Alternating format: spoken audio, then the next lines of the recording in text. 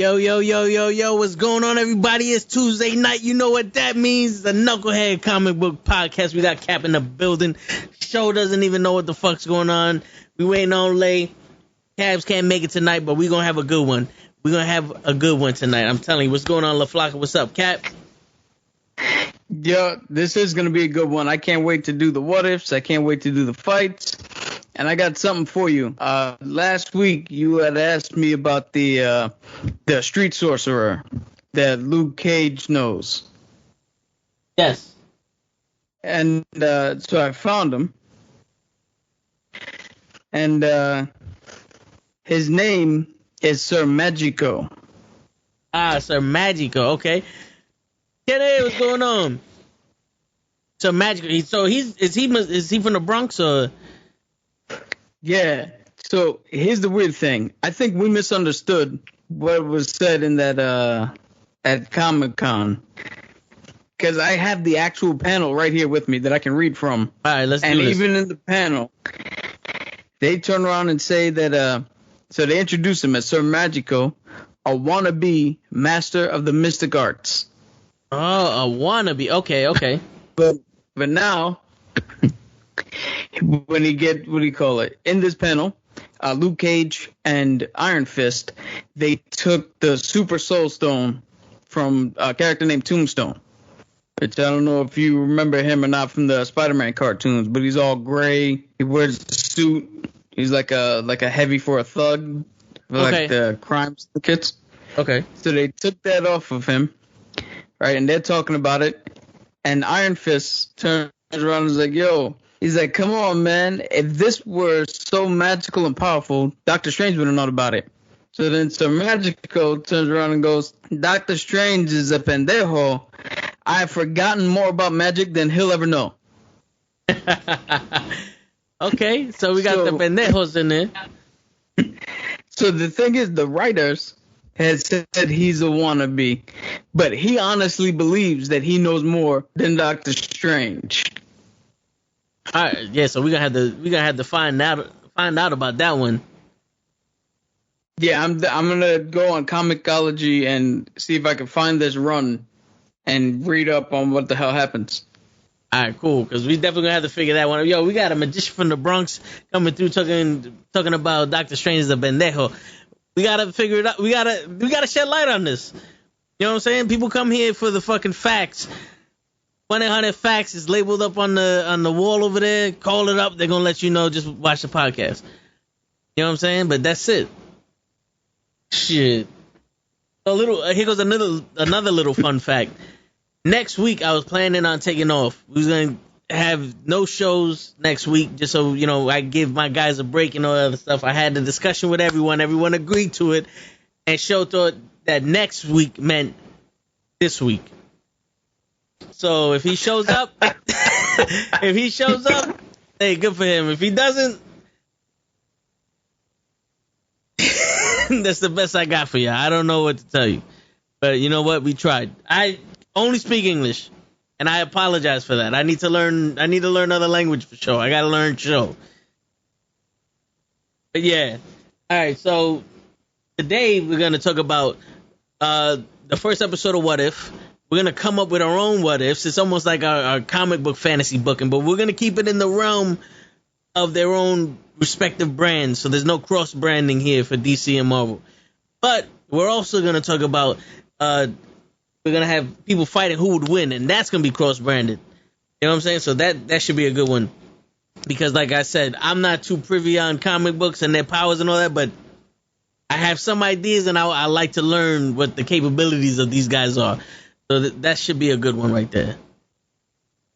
Yeah, that's definitely. All right, Kenny said he got a story for me on Thursday. All right, can't wait to hear that one, Kenny. Me and Kenny are going to go blow for blow. John Cena versus Hogan. That's going to be that's going to be a 12-rounder right there. I'm telling you right now. We might make more money than Logan Paul and Tyrone Woodley. You know what I'm saying? And now the fucking show doesn't want to leave me the goddamn. Trying to see if we can make it on before we get home. All right. Get in the fucking chat, yo. Stop fucking around. Right, Team Cena versus Team Hogan. I'm gonna go molecular on your ass, Kenny. Just letting you know. Sonny gonna be on also if he remembers. He doesn't have as bad a memory as Show does, but he also told me to remind him, so we'll see how that works. That's gonna be fun. Tomorrow we're gonna do the Last Dragon review, and we're gonna recast it for today's actors. That should be fun. Shit is also hopefully Show doesn't think that we're taking tomorrow off. I gave him the itinerary of every podcast we're doing this week, and he assumed that we're off. It's like going to school. Like, what you mean? You said we had a test this Thursday. I thought we was off this Thursday. Are you fucking with me? My fax folder will not help you. I don't need a fax folder for this. I'm a fax machine. You feel me? 1-800-FAX coming at you all day, every day.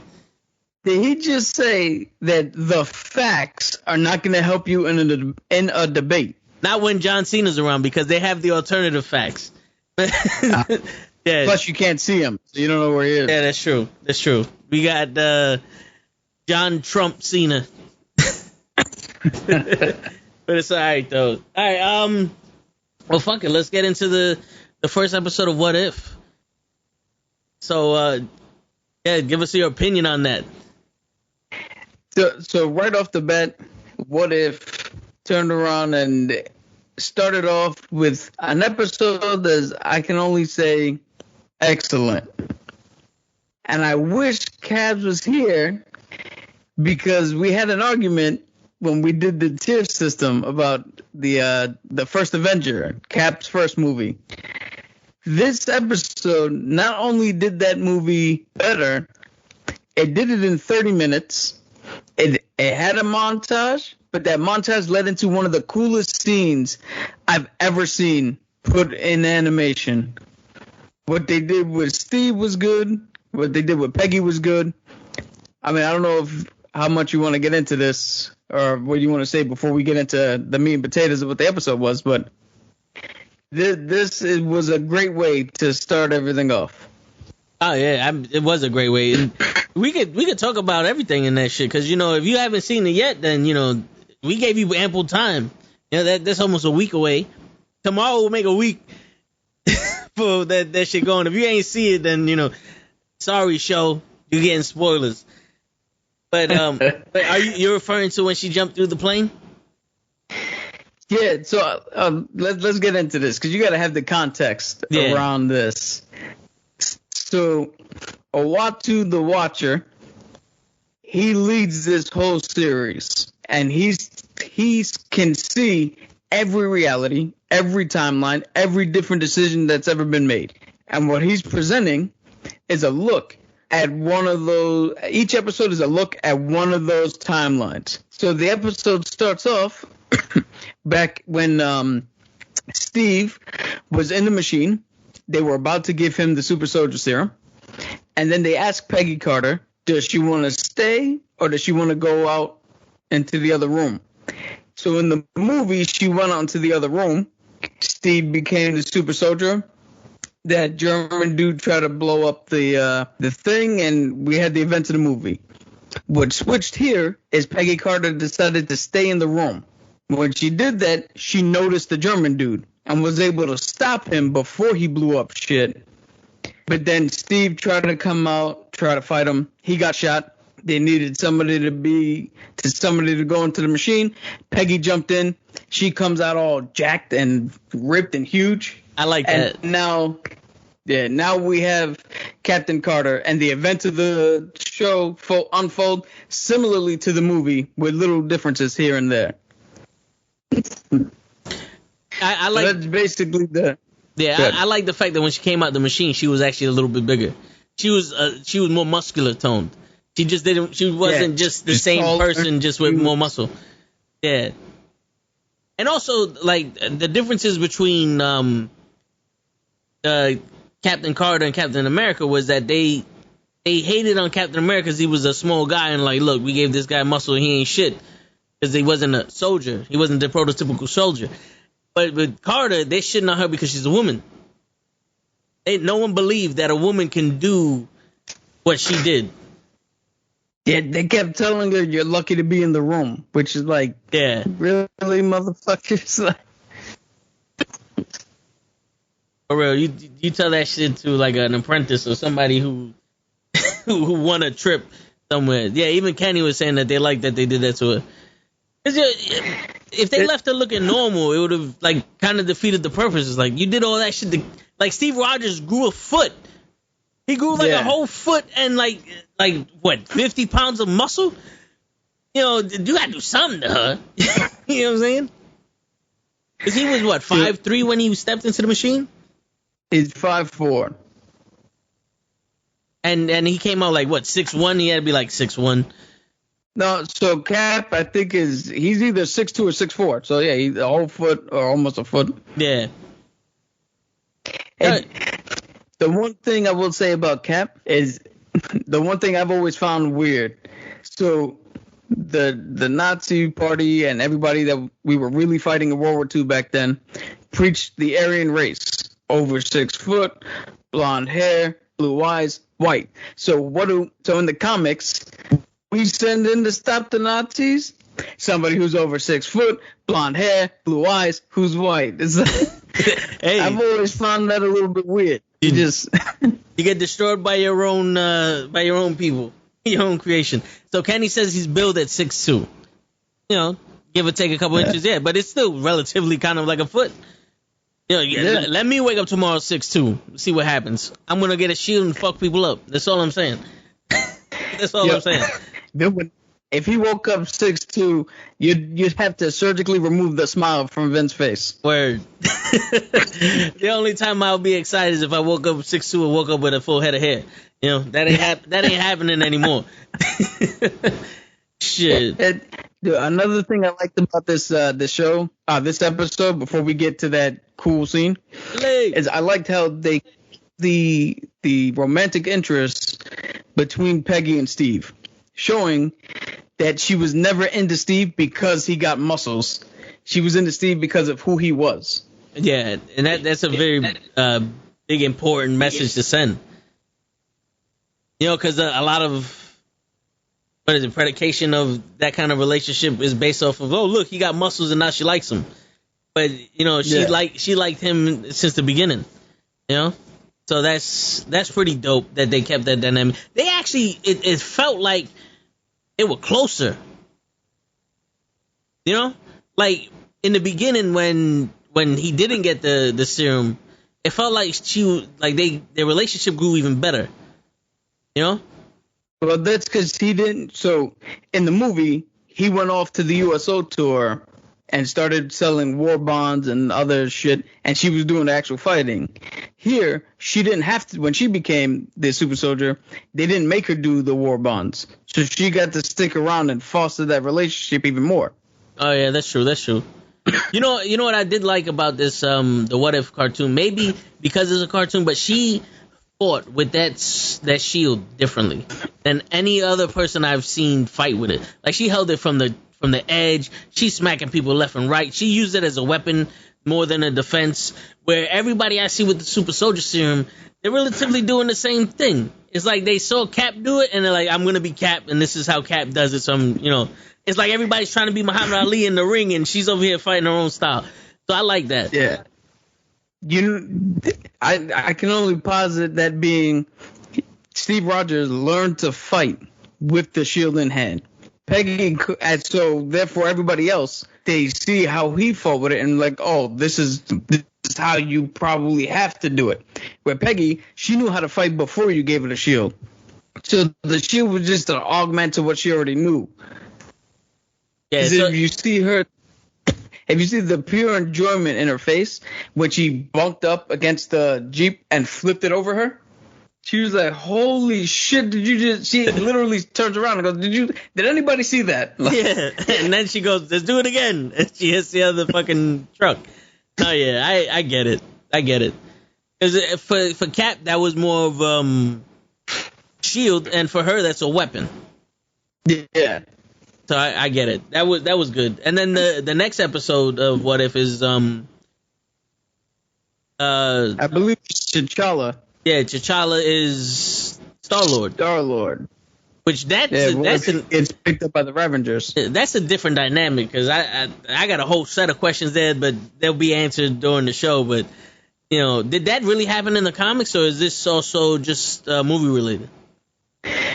So these what ifs are not comic book related. These what ifs are MCU related. Okay. And they're all canon because of the multiverse of madness shit. So we could have a situation where they bring back the actress who played Peggy Carter, and she shows up as Captain Carter somewhere down the line. Would there also be an old man Steve Rogers, or would he be dead? They could do whatever they want. They could pull from any timeline now. That's true. Kang and Sylvie, they opened this up to anything and everything goes now. That's kind of dope, because they introduced the Watcher and the multiverse in one introduction. The one show and an introduction, basically. Yeah. You better get that Star-Lord hate. Ooh, Peggy Carter?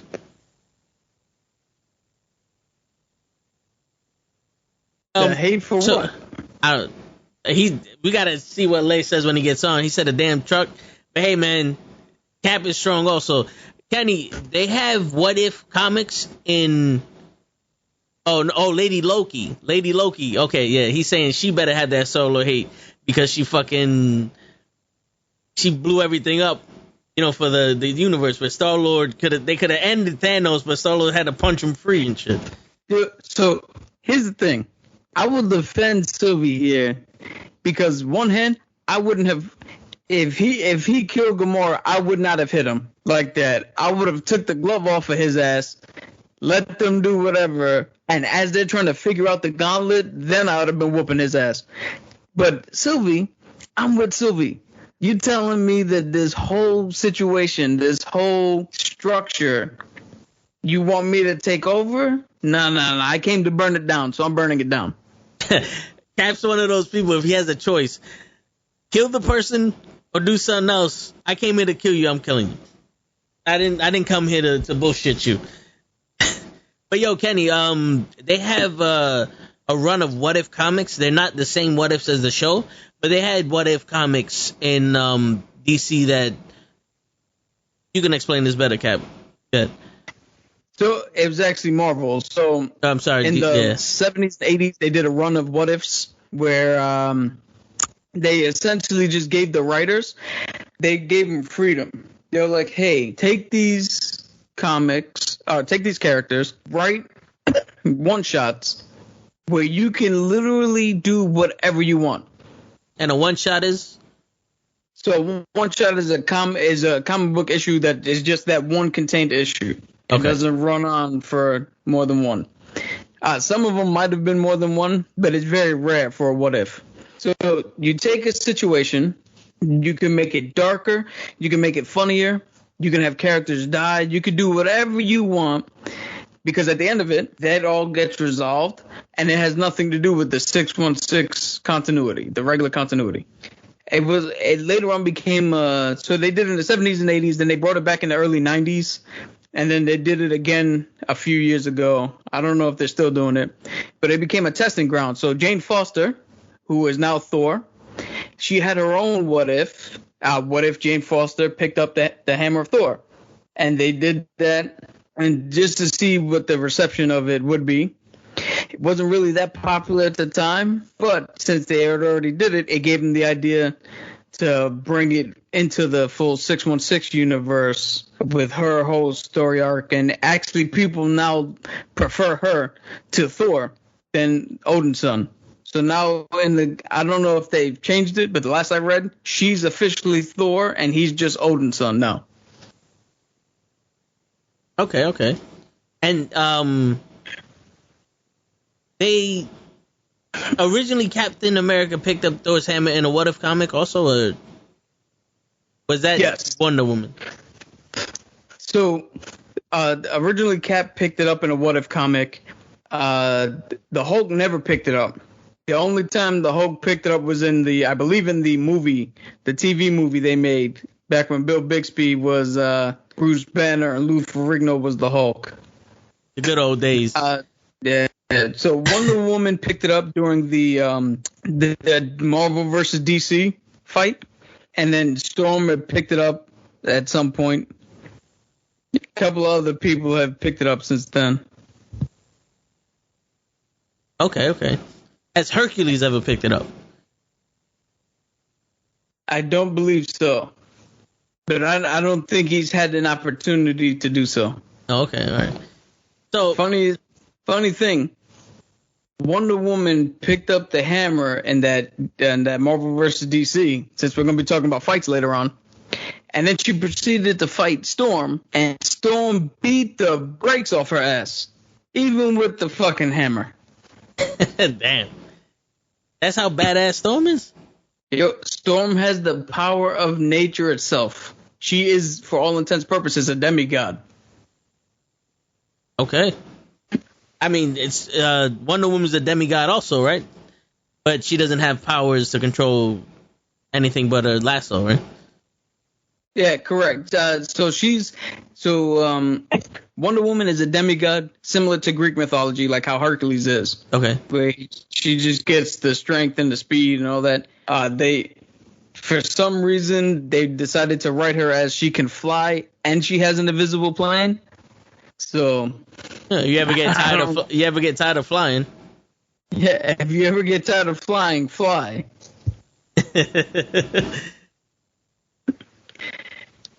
It's like Aquaman having a boat.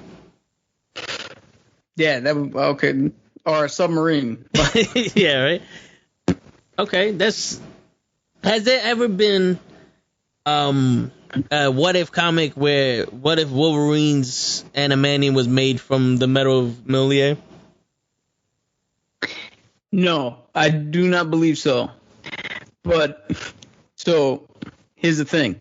I don't think that would work as people writing it, because one, you'd have to be worthy of Mjolnir, and I don't think Wolverine is worthy, to be honest. Two, if you take that part out, the metal from Mjolnir is made from a dying star. So the reason when if you saw the movie, the first movie where he pins Loki to the Bifrost by putting the hammer on him, it didn't stay on him because Loki's unworthy to pick it up.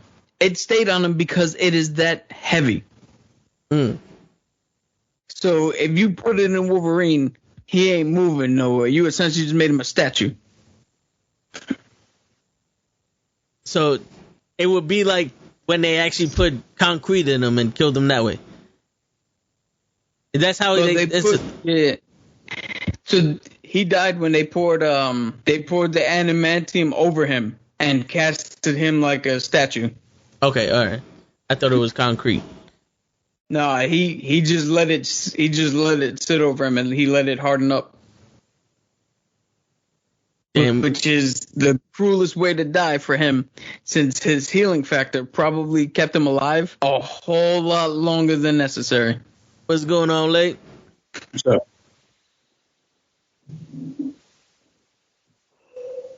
Chilling, man. Yeah.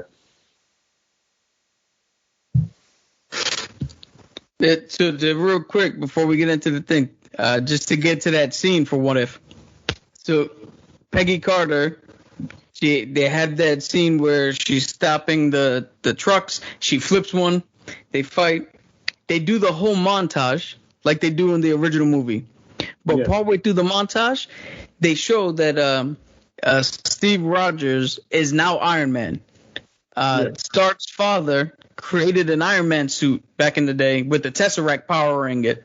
So he comes in flying with Peggy Carter on his back, and she's literally jumping through the air, fighting planes. Yep. Like she runs into one plane, knocks it out of the sky, goes into a free fall. Steve catches her. She jumps into another plane. Like, that's some dope ass shit. Yeah.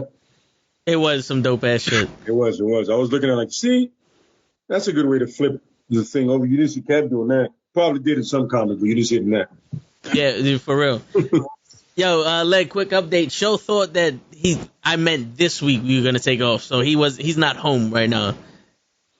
I knew it. Yeah, I told him, I was like, I don't know how in 3 different conversations with 6 people, you're the only one. Especially, isn't he always the only one? Pretty much.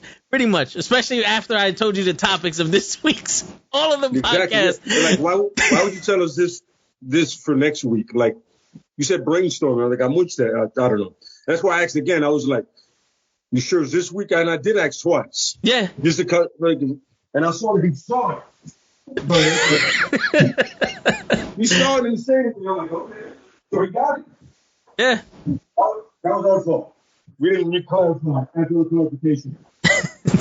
Yeah. I don't know. Show is I don't know why that's needed. Shit. Show is like our Quagmire. He's just that show. Yeah. Well, that's pretty much it. He showed. Yeah. Pretty much it. So like on a crash course thing, I've taken a show. They had a crash course in show like within 2 episodes of the wrestling podcast. Yeah.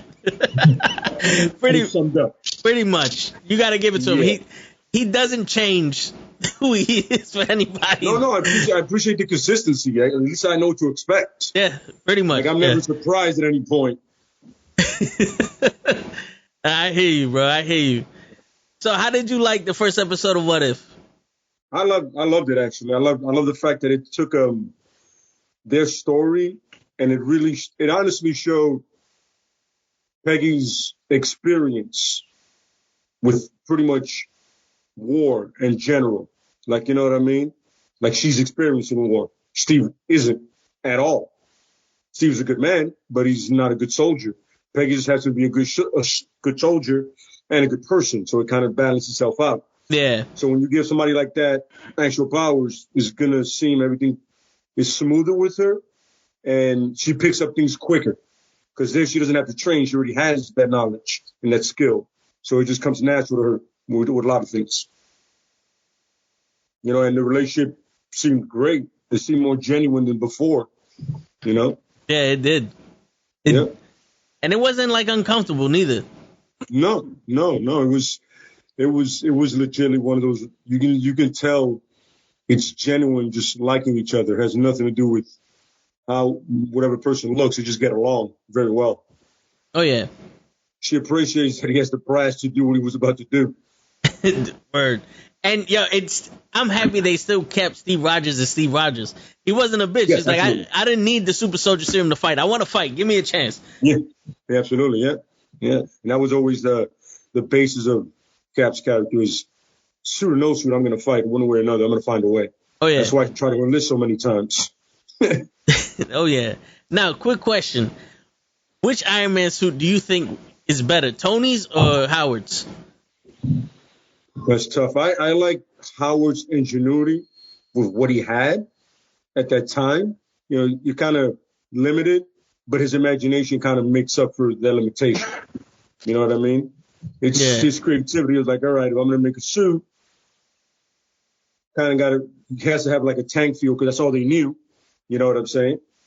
But I was a fan. Honestly, I like Howard's more because he was limited, but yet extremely creative with how he did it, how he went about it. He was like, yes, it's going to look like a tank, but how many tanks don't have arms and legs and fly? For real. Exactly. Yeah. Yeah, who you think suits better? So I actually I agree with Lay here. I like Howard's better because if you look at it, Howard built it as a support structure. So it had the rail for Peggy to ride on. It does something to augment the fight, where, as we all know, Iron Man's was just made for him, by him. Like, even the one that Rhodey took wasn't one that was made for Rhodey. It was just like a discarded one that Tony never got to finish. Yeah. Okay. Who's more? What's more powerful, the Tesseract or the arc reactor that he made? I'm assuming the Tesseract, but Yeah, well, the Tesseract only because we all know it's one of the Infinity Stones, so it's obviously stronger. But the arc reactor, for what it is and what it can do, the ingenuity that was put into it, I mean, it's a very close call with those two. I mean, they essentially, in part 2, essentially made a new element. Yeah. That's absolutely wild. yeah, To come up with a brand new element, you're like, hey, man, that's something. But, like I said, it's an Infinity Stone. Thanos he wasn't looking for the arc reactor. I'm saying he wasn't looking for that. yeah, To snap things out of existence. So, But for it being man-made, the arc reactor is fucking impressive. Very impressive. But, of course, the Tesseract has to be. You know what I'm saying? yeah. I hear you. What's funny is they consistently use the Tesseract wrong in the MCU because they keep saying it's an energy source, but the shit is a teleport. It's the space stone. It's teleportation. Like a key. Yeah, it's a portal. It's like, yo, I could go from one end of the universe to the other. You guys are completely off with it.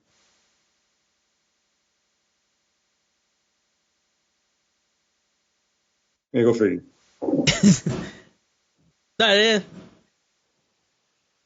It is a teleportation device, right? Pretty much.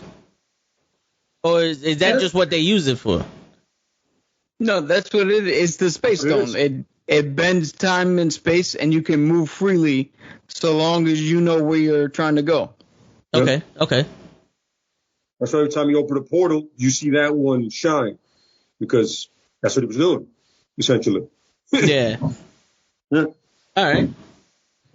So we're gonna lead that into the verses. I have a couple of matches that I have for you guys, and I want to hear what your opinion on who would win. And the first match I have is Magneto versus Doctor Doom.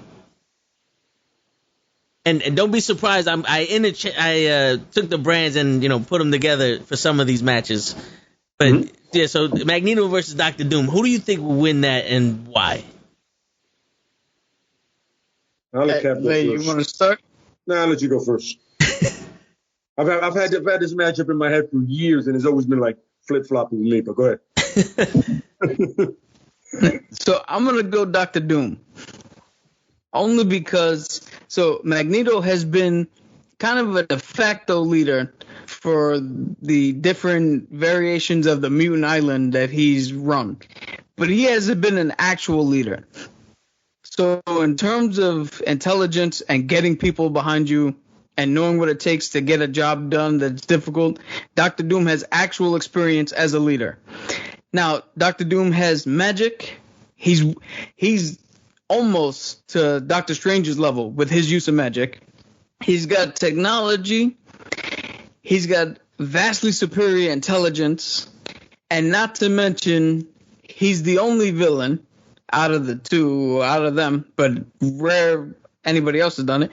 He has taken over Asgard. He became a god. The Infinity Gauntlet wasn't even enough to stop him. Magneto has never been that powerful. So in a pure fight, when you take everything they could do, Doctor Doom's got to win in my book. Okay. So is Doctor Doom's armor magnetic? Is that what kind of armor does he have? So I'm willing to bet that it's metal that is magnetic, but like I said, he's smart. He knows Magneto. So you're gonna kill a few Doom bots before you even get to him, and by the time you do that, he'll enchant his suit to not be magnetic with the magic he knows, and totally negate what the hell Magneto can do. Right. All right, Lay, what's your opinion on this one? Well, I would say Magneto, for 1 second. Usually when you build anything or when you have anything kind of constructed, you're going to have some kind of metal, right? Whether it be Latveria or anything. We've seen when Magneto's focused and when he's really upset, you could pick up anything. Like, let's say, Latveria. The country itself, you could fold it into it. But the thing is, Magneto has to be one thing, absolutely razor focused. It can't be about mutants. It can't be about anything else. He can't be distracted by anything. His purpose has to be to destroy Magneto. That's it. And he has a tendency of letting stuff cloud his mind. Magneto, on the other hand, Doom, on the other hand, is usually razor focused on taking over the world. And with all due respect, kind of qualifies. There's the way he runs Liberia. You know what I mean? Very strict. It's only second to like Wakanda technology-wise. It's pretty much it, you know. But the only reason I say Magneto is why Doom learned the spells and he learned everything. Magneto is natural mutant. He's an Omega mutant on his own, just like this is what he is. There's no learning that. He's been like this his whole life. So I'm sure he can figure something out. Like using his power the way he does. I mean, for the love of God, the man barely walks. Yeah. Like he chooses to float everywhere. I respect the shit out of that. I'm like, yo, I don't need to walk. Man, you've never seen a man go for his helmet? He just goes. It's not move. And for some reason, he's like in the 70s and absolutely jacked. I'm trying to figure the science of that. I don't know if it's a mutant gene, but he has the whitest hair I've ever seen. And he's built like Cap. This is absolutely insane. You know, and then there's always that part of him that can be unlocked. He can go kind of like a Wolverine Berserker mode, but not. But where for some reason, most mutants that are that level can get stronger. You know what I mean? I feel Magneto off the sense of between the Doombots or whatever, if he gets in there fast enough and Dr. Doom has no idea what's happening, he can pretty much crush him in his suit. It is a metal suit. At the end of the day, master of magnetism, like Iron Man. It would have been the most ridiculous thing ever would have been him and Iron Man. I'd be like, what are you doing? Yeah. No, this is not the guy for that. You know what I'm saying? Nah, I hate it. I would say Magneto off the strength of having all that time with the power and be able to, the master of magnetism. See, reverse polarities and stuff like that so you can figure it. Yeah. See, what made this matchup interesting for me is because I know that where Magneto would lack in intelligence, he can make up for in like military tactics, because he did run basically a small army with his X-Men, you know, with his mutants fighting against the humans and Professor X. You know what I'm saying? So, you know, they aren't stupid people. You have to come up with plans. You have to know how to control people and all that other stuff. And where Dr. Doom's lack of military expertise, I would say, one of his weaknesses is also, isn't he too prideful? Isn't he one of those people his arrogance is unmatched. Yeah, there you go. Yeah. You know, yeah. It is unmatched. The man sees himself as a god. That's all you need to know. Yeah. So I mean, they have some flaws in them that, you know, they both would, you know, not hesitate to use against each other. No. So it would be a sense of who is more focused and who gets to who faster. Now, the way I see it is if you get to the other person faster and you know what's going on. But if it's like surprise, it's going to be very difficult for the other one, especially the guy in the metal suit. Yeah, but you gave away a secret, though. You just said Magneto doesn't ever walk.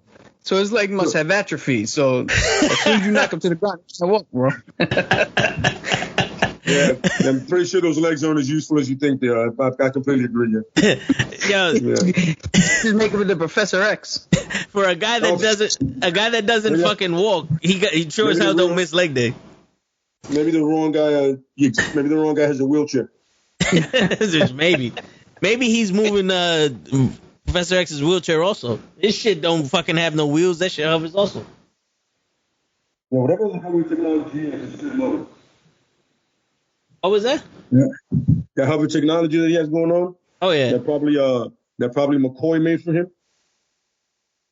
That's Beast. Hank McCoy is Beast. No, not you, but somebody out there's like, who the hell is Hank? Hank McCoy is Beast. I forgot we was doing a podcast.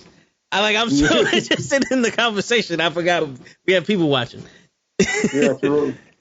Yeah, all right. So basically, it's a toss up for this one. We'll give it a toss up depending on who comes first. If they both know about it before they meet each other, then it's gonna be an issue.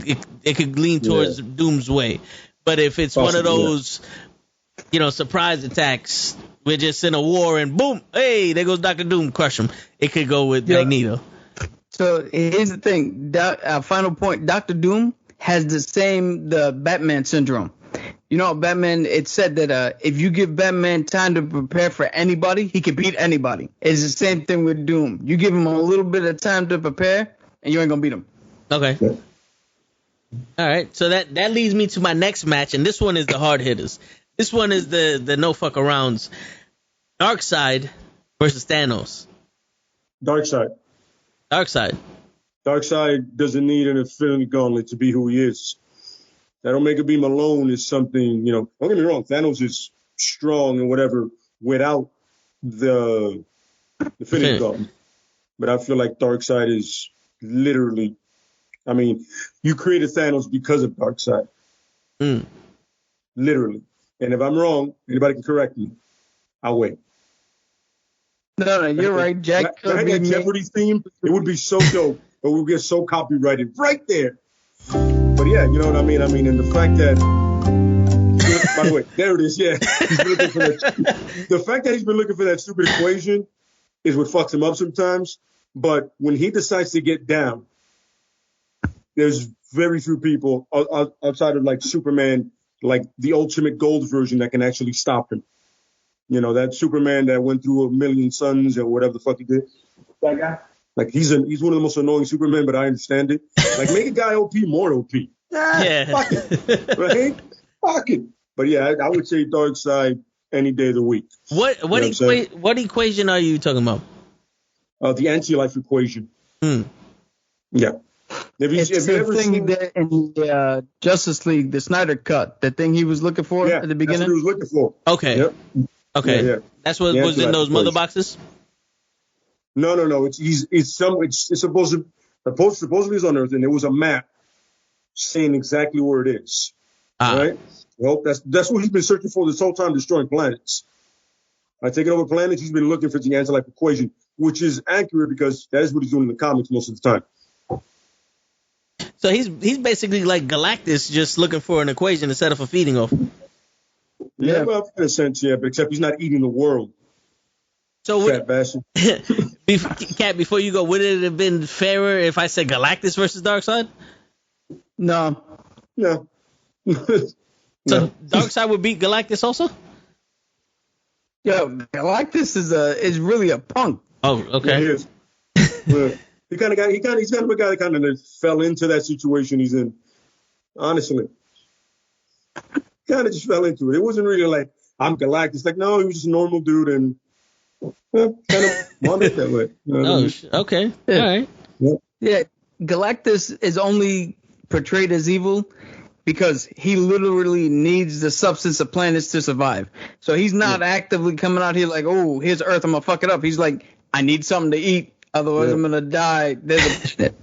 It's like when a vegetarian sees somebody eating a steak and he goes, "Yeah, but I like steak, and I'm used. This is what I can feed on." And you're like, "Oh my god, you're eating it." So my man, fuck off, man. Don't worry about what I'm doing. This is how I live. Leave me alone. And honestly, there was one comic who was like, "Listen, I don't want to do this, but it's the only way I can live. This is how I eat." Yeah. You know what I mean? Yeah. Okay. All right. Yeah. So, Cap, for you, is Darkseid also? No, for me, it's Thanos. And I'll tell you why. Out of Darkseid and Thanos, if my memory serves me correctly, and like Leigh had pointed out, if I'm wrong, let me know. Thanos is the only one to actually have achieved his goal in the comics. Thanos gathered the Infinity Stones, snapped out half of everybody, and it took Adam Strange talking to Thanos, reasoning with him to put everything back. They weren't going to stop him. Where Darkseid, looking for it, he always gets fucking stopped. There's not, like you said, they made a Goku Superman who went Super Saiyan to stop him. They have what do you call it? There's no comparison because the Omega Beams, cool. All right. But Thanos can take that. He can take that without the Infinity Gauntlet and then go beat him up because Thanos is actually a superior fighter than Darkseid. So when Jack Kirby made both of them, he went to DC, made Darkseid, made the New Gods. When he came back to Marvel, they needed him to do another villain, and he literally was just like, well, I made one guy over there, and he just did the same shit again. But he fixed a little bit of the problems he had and made that Thanos more military, more fighting than Darkseid, a better fighter than Darkseid. So I'm going with Thanos on this one. So you're telling me that they made an OP Superman to pretty much destroy Darkseid, and Grimace is going to destroy the guy that only the OP Superman can destroy. So I'll go with the like this Superman literally. I don't know baking in that sun does to you, but apparently it's you come out gold. I was assuming you burn, but it's Superman, but I'm like, that guy winds up destroying Darkseid, and you're telling me the guy that needs these things. Don't get me wrong, he did accomplish his goal. I will agree with that. But there's many times where Darkseid has gotten into that equation. But the problem is DC's comic book is they fucking retcon so many times, you forget that he's done it. You know what I mean? And you're just like, yeah, he did it. No, let's rebirth. He did it. Now, New 52. He needs to do it again. So you're like, it's going to happen every time. Meanwhile, in Thanos, it stayed that he got it. And the Strange spoke to him, but he did do it. You know what I'm saying? Because he was never retconned back into, no, you have to start over. You got to make the glove and start over. But I understand where you're coming from. To go up to your point. No, go ahead. Yeah, to go up to your point, you brought up that, they had to make Superman Super Saiyan to stop Darkseid. We're not saying Thanos versus Super Saiyan Superman. Yeah. We're saying, so nobody was able to stop Thanos in the Marvel Cinematic Universe, and they threw every single person they had at him, and they have more Superman than DC does. But they don't have the Superman. They need to stop him. They don't have the Superman. There's no carbon copies can do what Superman does, apparently. I don't know. Even though this dude's exactly like him.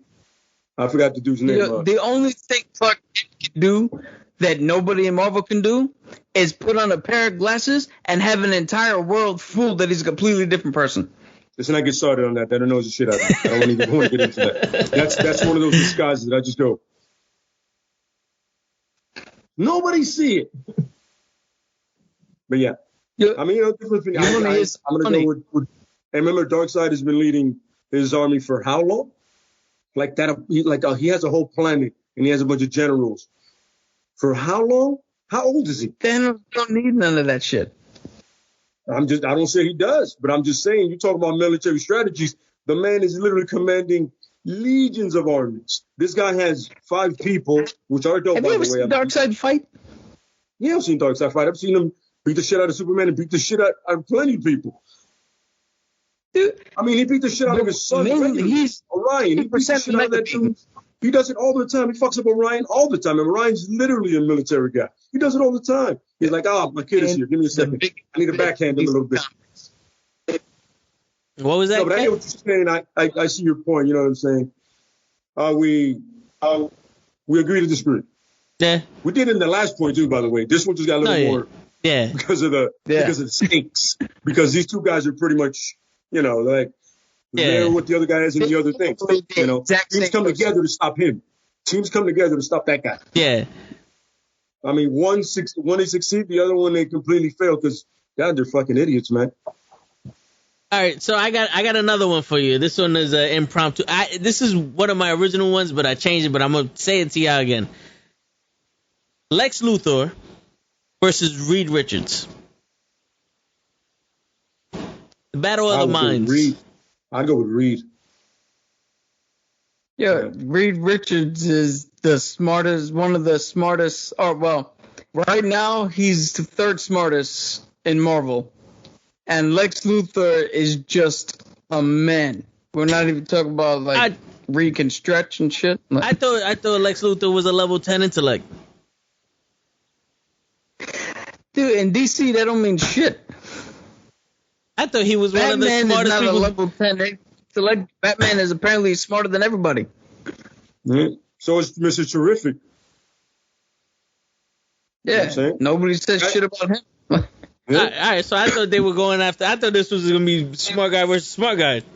No, it is. It's a smart guy versus smarter guy. Okay, so Lex Luthor ain't shit then.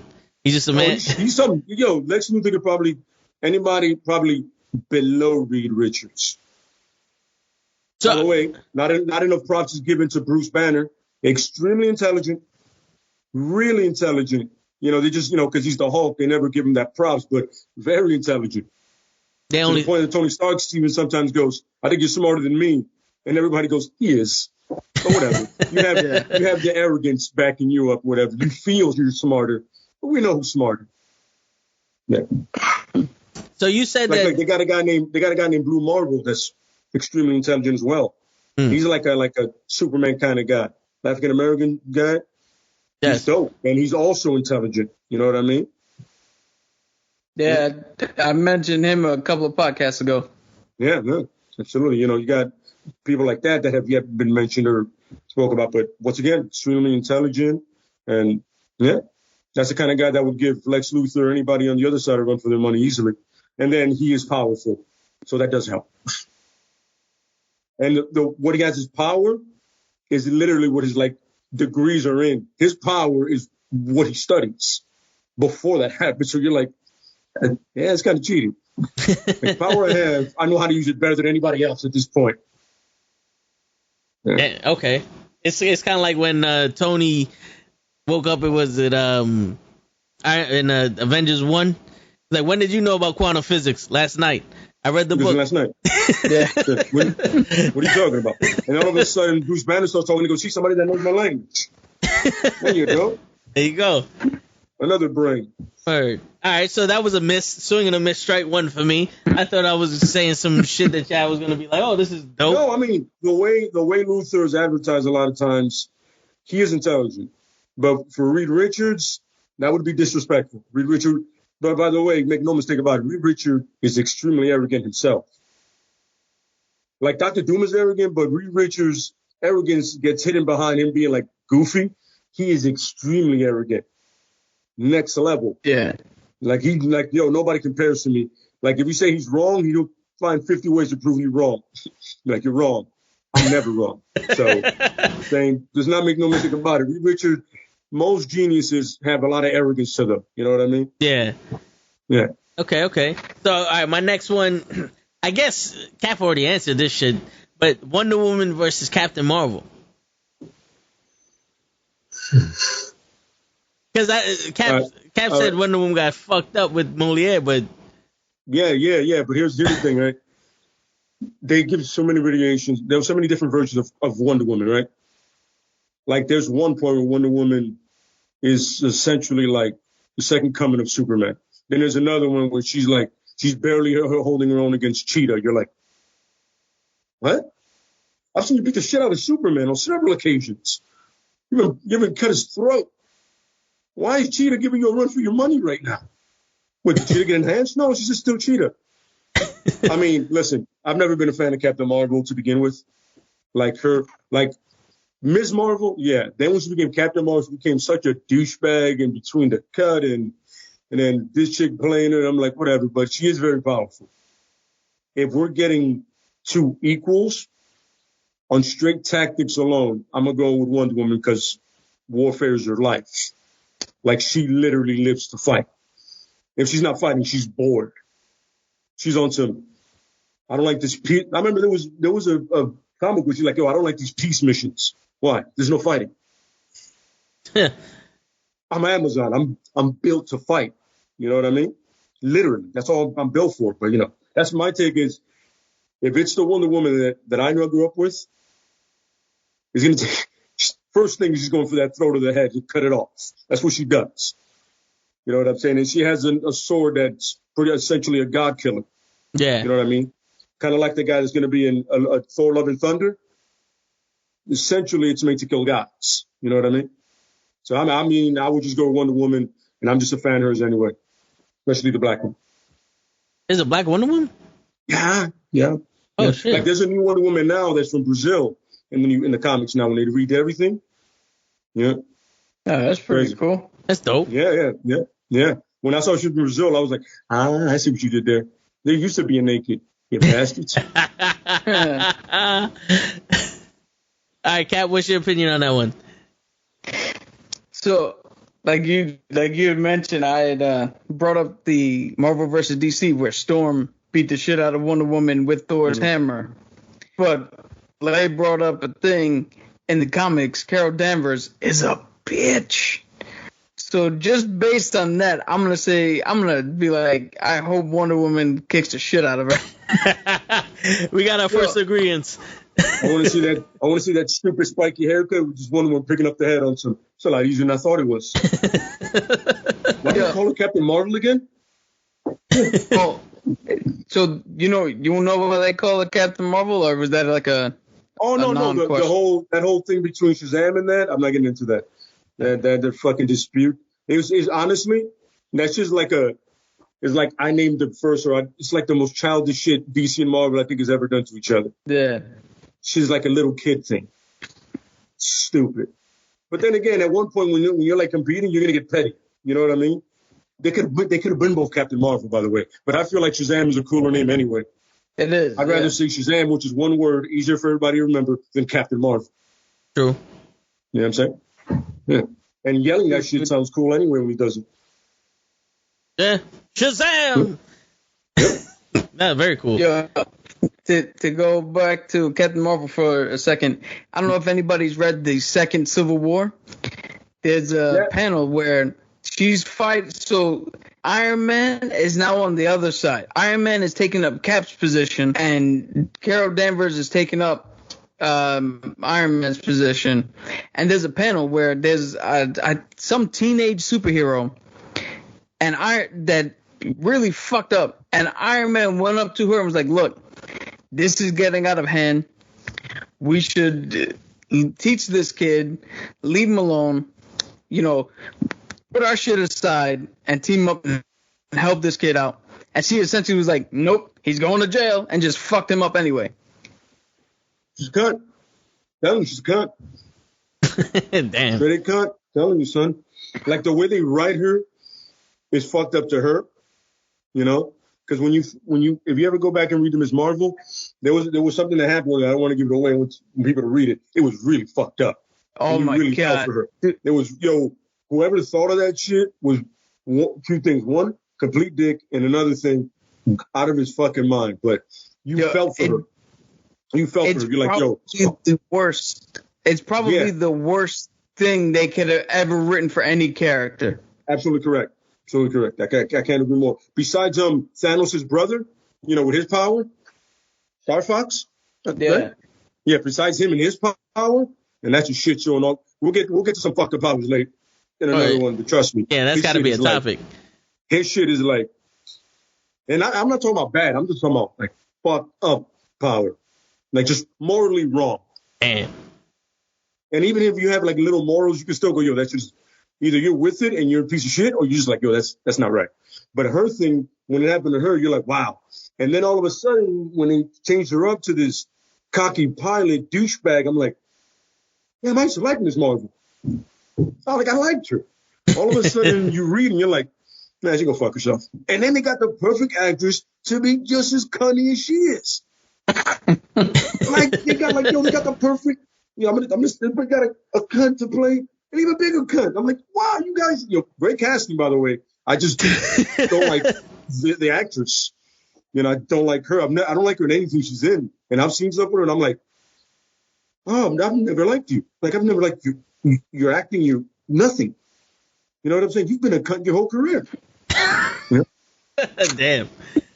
I'm serious, bro. It's like, Cap will tell you, when you read anything about Captain Marvel, not Ms. Marvel, you do the whole, wow, that's polar opposites there. You're both on different ends over here.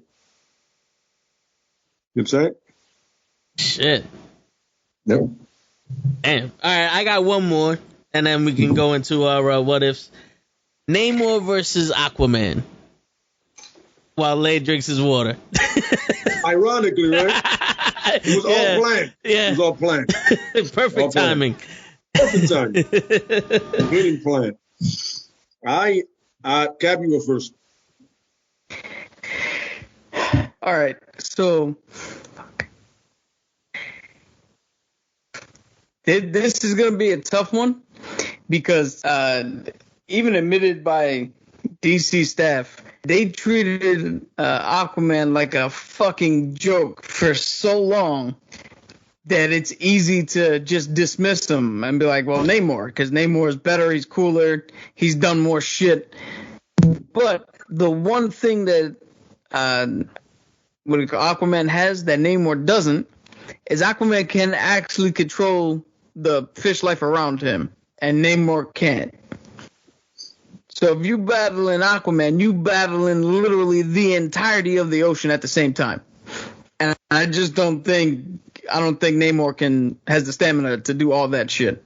And it's funny, Namor is essentially a mutant, right? It's like the first mutant, apparently. Besides Apocalypse, like the first mutant they kind of published. Whereas in essence, Aquaman is essentially kind of a demigod, and that Triton can cut through Superman's skin. So what's it going to do to a mutant? Like he can literally stab damn near anybody with that thing and go through. He can control the water with that Trident, all the water in the world.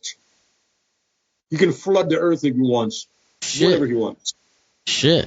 You know what I'm saying? So essentially, it's honestly, it's like let's say you're the toughest kid on this block. I'm the toughest kid in the state. You know what I mean? Yeah. Like you're cool there, but in the big leagues, you can't fuck with me. It's like a rank amateur trying to fight Tyson in his prime. Absolutely correct. Yes, while you're great in your little circuit, once you step up to the big boys, it's over. Yeah. Shit. Yeah, my man, it's not going to take much for me to destroy you. I'm more surprised that Namor ain't shit. Yeah, I thought he was better than that. So he is. So here's the thing, Namor. He's part of the Illuminati. He's super intelligent. The problem with Namor is he's done just as much fucked up shit as he's done good. And we're not talking about like Wolverine or the Punisher. He's literally been a villain. Just like trying to kick the shit out of the Avengers. He tried to, He tried to force Sue to marry him. A whole bunch of shit. He flooded Wakanda? Yeah. Aquaman has been a joke, but he's been a good dude this whole time. Okay. Yeah. It's funny. I mean, he lost his hand for his kid. I mean, your pops wouldn't give up his right hand for his kid, all puns intended. I mean, come on. And meanwhile, Namor has literally been trying to like forcibly rape Sue Storm for decades. Damn. Like he'd be like, yo, I know you're married. I don't care. Like, you dirtbag. To the point where it gets embarrassing sometimes. Yeah. It's funny. Like, you know how Wolverine hits on Jean?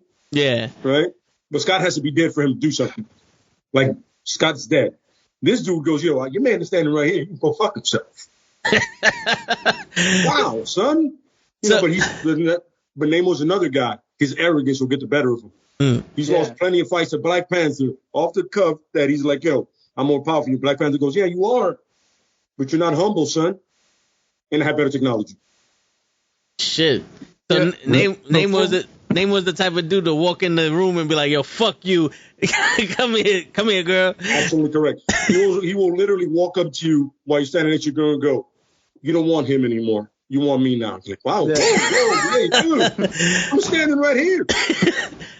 Hey, what the fuck, man? What are you doing? Sometimes that shit works. Sometimes that shit works. I'll tell you this much, if it does, she was never yours. Walk away, son. That relationship was, at no point was ever good. Word. He did you a favor. It was a win for her at that point. For real. He did you a favor. Yeah, before we move on to the what ifs, I got one for Lay. Okay. Now, so I picked this matchup because one, it's a guy that you know and like, and two, I just wanted to show how much of a nerd I am, and I probably picked a hero you might not have even heard of.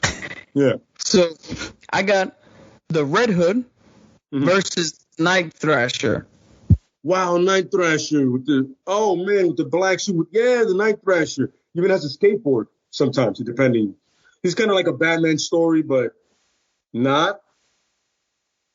But dude, you can let's say like that. Let's say if you put Batman, kind of like the Red Hood suit together, and you give him Robin's extrema sticks.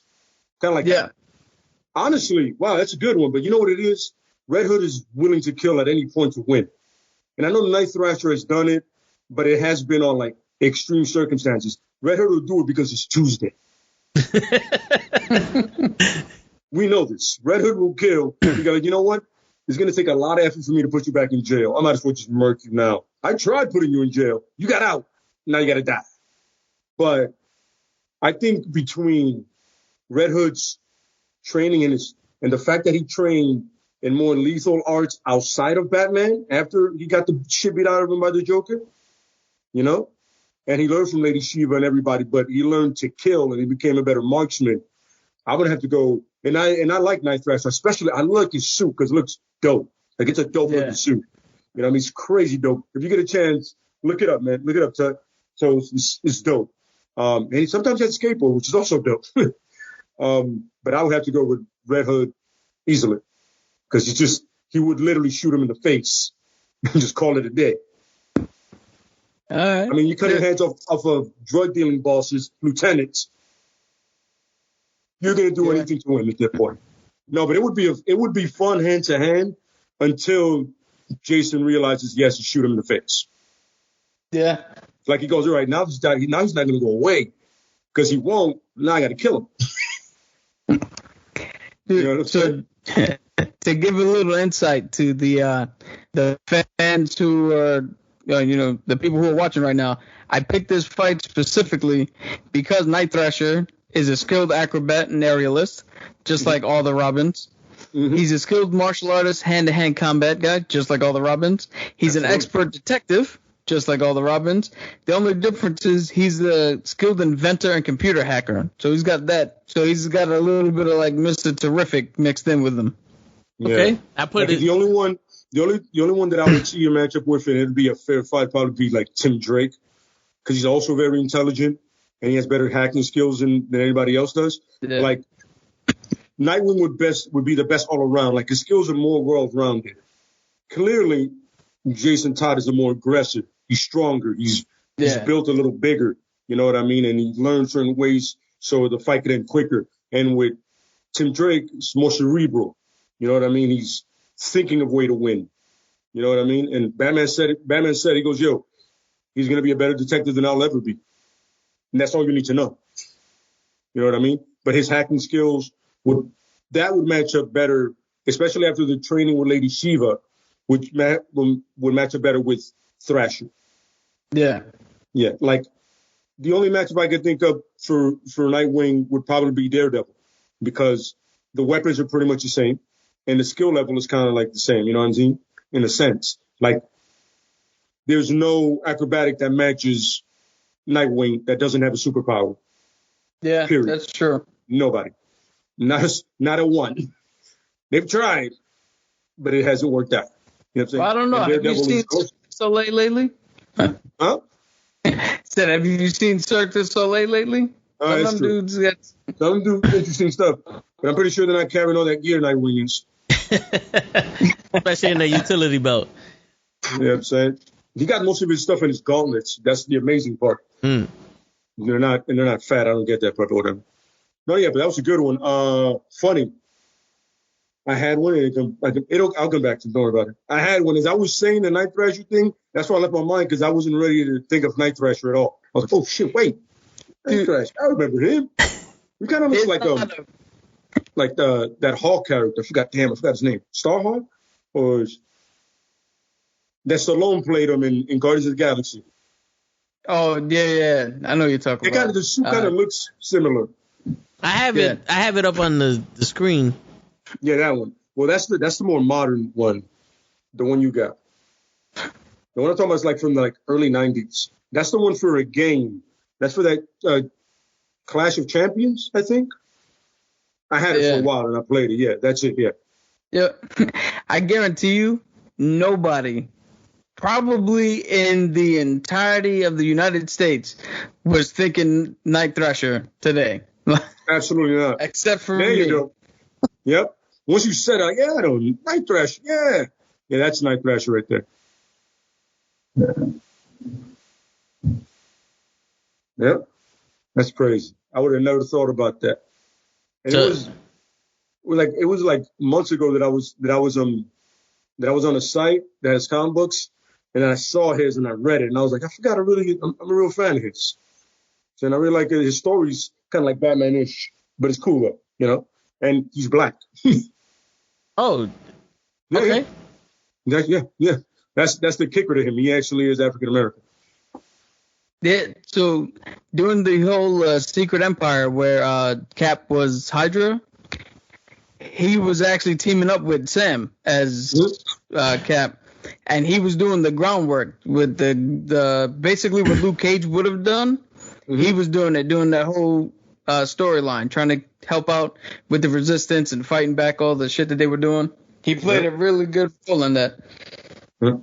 Oh, okay. It's funny because that was a lot of good writing in that one, but a lot of people got pissed off because Cap was Hydra all of a sudden. I was like, yeah, I mean, I get it, but you got to switch it up sometimes. But if they read it. Yeah, read that's it. the thing. I think they didn't read it because that whole story, to see how Cap was pulling the strings of different shit behind the scenes and setting things up, like, that's genius. He was still worthy to wield Thor's hammer at the end. Like, he brought a little bit of the Doctor Doom, fascism, I guess you could say, to try to rule. But he was doing it in a way that was supposed to, he was trying to help. All the racist shit that people were worried about, that was only with the Red Hood. Not the Red Hood, the Red Skull. Yeah. So if people would have actually read it, I think the reception of it would have been a little bit better. Yeah. Yeah, but everybody just, everybody nowadays just react to a title or one scene. Like, oh my God, you can't do this to Cap. Cap had a plunging V-neck line costume. That is not the worst thing to happen to Cap. Cap was a fucking werewolf at one point. That is not the worst thing to happen to Cap. Damn. Not to mention, if you read how, why he changed, it wasn't even, the Red Skull literally took the human personification of the Tesseract, the real Tesseract, and rewrote Cap's entire history. So it's not like anything. It's not like Steve Rogers one day was like, hey, I'm fucking Hydra now. He had to go back and rewrite his whole shit from when he was a child before any of this other shit happened. Yeah, because if Cap gets any little ideal of who he regularly is, that you're not going to change him. You know what I mean? And that's character. Like I was saying, Cap still kicked the Red Skull out of Hydra. Yeah, he's like, you're too much. You need to go. You need to leave. At the end of the day, Cap still found a way to fuck with him. Like, now we can't have you, bro. I'm sorry. You can't do that. your whole vibe is off. You got to go, man. So even as a bad guy, he's still a good guy. Even as a bad guy, he recognized the worst guy. He was like, no, you got to go. Yeah. Call me a piece of shit, but I'm not a bigger piece of shit. You got to go. Go. I have one more fight, but I guarantee you one of the characters nobody would probably know. Mm-hmm. So, I mean, I don't even know if I should even bring it up because we'll probably have to spend more time explaining it. Bring it up. I told Show, there's no bad question and it's always good to learn. It's always good to learn. There you go. All right. So, I don't know if you can tell by the shirt I'm wearing. Black Bolt versus a character called Major Victory. That sounds familiar. That DC? No. He's Marvel. He's Marvel. I can hear the crickets, and I love it. I can hear I got to go back to my Rolodex. Sounds familiar, man. But, off the cuff of my head, I'm not getting it. You know what I'm saying? But right now, it does sound familiar. Oh, hold up. I do a lot of good, costume stuff. But, yeah. I honestly, of the GBs, I know what Black Bolt's can do. He's a Native American. Captain America, the Major Victory. He looks Native American in the. Is his name Vance Astro? It says Major Victory Origin Comic Basics. He looks like a Native American with a headband and Captain America suit and shield. Does he have the leather jacket? Like a leather vest jacket? Yeah. So he's not Native American. He's a white dude. Yeah, no, that's not the guy I'm talking about. So when you look it up, look up Vance Astro. Yes, that's a white name. That's a white name if I've ever heard it. For real. Yeah.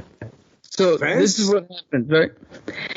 In like the 20 or the 32nd century or some shit like that. Okay. He looks Vance like Dr. Astro, Manhattan with Captain America. He finds Captain America's shield and some documents about what Captain America or who Captain America is. And at the time, Vance is the leader of the Guardians of the Galaxy. Oh, okay. All right, America. now I know who that is. All right, he's Captain America with that future timeline with the Guardians of the Galaxy. Yeah, okay. He's kind of like in a sense, I'm with him. How's it? I forget, but yeah, now I know who it is. Yeah, okay. Yeah, that suit always throws me the fuck off. It's weird. There you go. I put it up there. Yeah, because it's funny because you switch to Black Bolt suit, it kind of looks like that. Yeah, so that's a copper line, copper and some other material suit that helps him not only breathe in space because he's a human, but it breathes in space, super strength, super speed, all the reflexes and shit. The thing with him, why I put him with Black Bolt, is because so everybody knows Black Bolt has a supersonic voice. If he says anything, he can destroy shit. But this dude is a telekinetic. So he can move shit with his mind, and he can manipulate things. Because once you take Black Bolt's voice out, he's just a dude with super strength, and like it's easy to kick his ass. Mm-hmm. So, just a little brief info on Black Bolt. Didn't you say that during World War Hulk, or when they had to detain the Hulk to ship him off the island, didn't they put him on the moon so Black Bolt can actually scream at him? Because if he speaks too loud, he can crack the earth or some shit like that. So the Inhumans, they moved up to the moon because they get treated worse than the X-Men. Even the X-Men are like, yo, dude, what the fuck are you guys? Get out of here. Damn. So they went up to the moon, not to be fucked with. And the Hulk, on his way back to Earth to fuck everybody up, he stopped off on the moon because Black Bolt was one of the people in the Illuminati that made the decision to send Hulk out into Sakaar. Yep. He stopped off at the moon. He showed up in front of Black Bolt's door, kicked it down. Black Bolt yelled at the Hulk and blew away half the moon. And the Hulk just looked at him and was like, "Are you done?" And beat the shit out of him. Oh, shit. And this is Worldbreaker Hulk? This is Worldbreaker Hulk. So okay. All that other shit goes out the window. Who's like, no, it's on now. It's on. Damn. And this is the Hulk that they wanted to fight Thanos in the movies? Yeah, this is the one. But remember, there's a comic with Thanos goes, yo, the only person I hate fighting is the Hulk because he never stops. Yeah. And he said it like an annoying but fearful, like, yo, he just keeps going. And, the angrier he gets, the stronger he gets. So he just keeps going. And they're like, yo, it's like, there's no timeout. It's like, he's there. It's going to happen. Damn, he's like one of those Mexican boxers. He's not going down. Absolutely correct, yes. Especially after a couple of Modelos. Oh, yeah. But yeah. Yeah, so that just makes it even more disappointing in the movie. How he washed the Hulk and that was it. But it makes sense. Here's the thing, man. They have to nerf everybody in the movie because in a comic book or a cartoon, you could do whatever you want. In a Fast and the Furious movie, you could do whatever you want. As long as you got family. But in a movie with some semblance of realism, it's going to be unrealistic at a certain point if you let the Hulk be exactly what he is. Absolutely.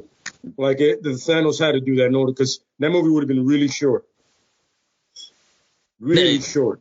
Yeah, because if you remember... I'm like, well, I guess that's the end game? Because we're done now. And also him and Drax. Huh? Yeah. Him and Drax. Yeah, well, It was supposed to be Drax. That's the only reason Drax was made, was to destroy. But whatever. I'm not gonna get into that. Yeah. If you guys ever read the Infinity War saga, Silver Surfer is the one that crashes into the Sanctum Sanctorum and tells Doctor Strange, "Yo, Thanos is coming." And when Strange sees that, he's like, "Oh shit, this is a big deal." Since there is no Silver Surfer in the Marvel universe, who better than the Hulk to turn him like, no, you don't know this dude's coming, and I'm worried about it, to get them to take him seriously. Absolutely. Yep. I mean, Thor could have did it, but no, but Thor's not humble. Even now, Thor's not humble enough to do that. even if he gets his ass kicked, he's not done. He's kind of like me in a sense. Yeah. You may have beat me 500 times, but one time I'm gonna get you. I scored a point on your ass, motherfucker. Look what Thor did. He went off to build the Stormbreaker, and as soon as he landed in Wakanda, he just bring me Thanos. Not, hey guys, let's get him. He was like, I got this dude one on one. Okay, yeah, I see that. All right, all right. Man, he's a prince. They're usually douches. True. So would you say that if we were just gonna throw this out there, that Wonder Woman and Superman would be a couple, and Captain Marvel and Thor would be a couple because they're douches too? So actually, Captain Marvel has actually been coupled up with Rhodey. War Machine. Yeah, War Machine, Rhodes. Oh shit.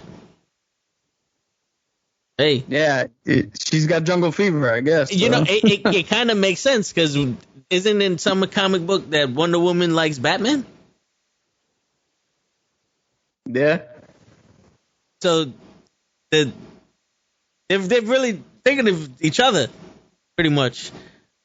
Well, you gotta understand, Rhodey isn't a douche, so he can balance out her douchiness.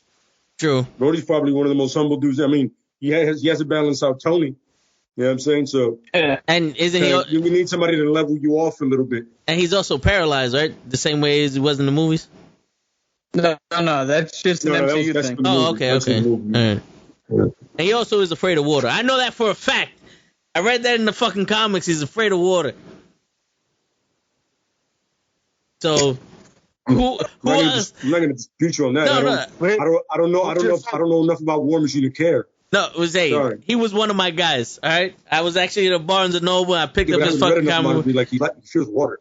Yeah, he does. Okay. No, but that was all right. So this is one of the things that he I don't know if it made him stop being War Machine or like he resented Tony for it. That Tony was fighting and he was in the like an ocean, like similar to Part 2 where the house was on him and the glove grabbed his arm and pulled him out of the water.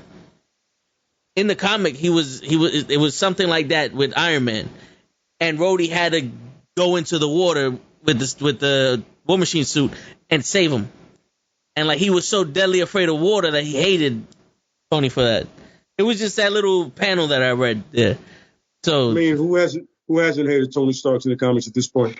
Yeah, I just looked it up. Vin has the facts. He's got a lifelong fear of water. Yeah, there we go. I don't bullshit y'all. Right? I don't bullshit y'all with my answers.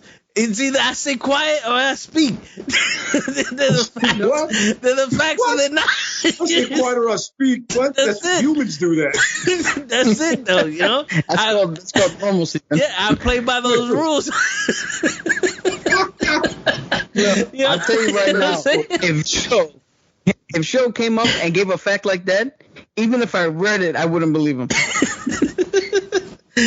No, yeah, but I completely agree. I'd be like, nah, man, I'm gonna look it up and be like, man, I'm on the wrong page, man. This is the Marvel page. I don't give a fuck. Something's wrong. Something's wrong. Yeah. You know what I'm saying? We got that riveting review from him about Suicide Squad. Oh yeah. To that, I'm all in. Yep. I can't wait for his review of Raya and the Last Dragon tomorrow. Oh, it's gonna be awesome. Oh yeah. Oh yeah. It's gonna be awesome. It's gonna be awesome. It's gonna go, yo. So who's showing up?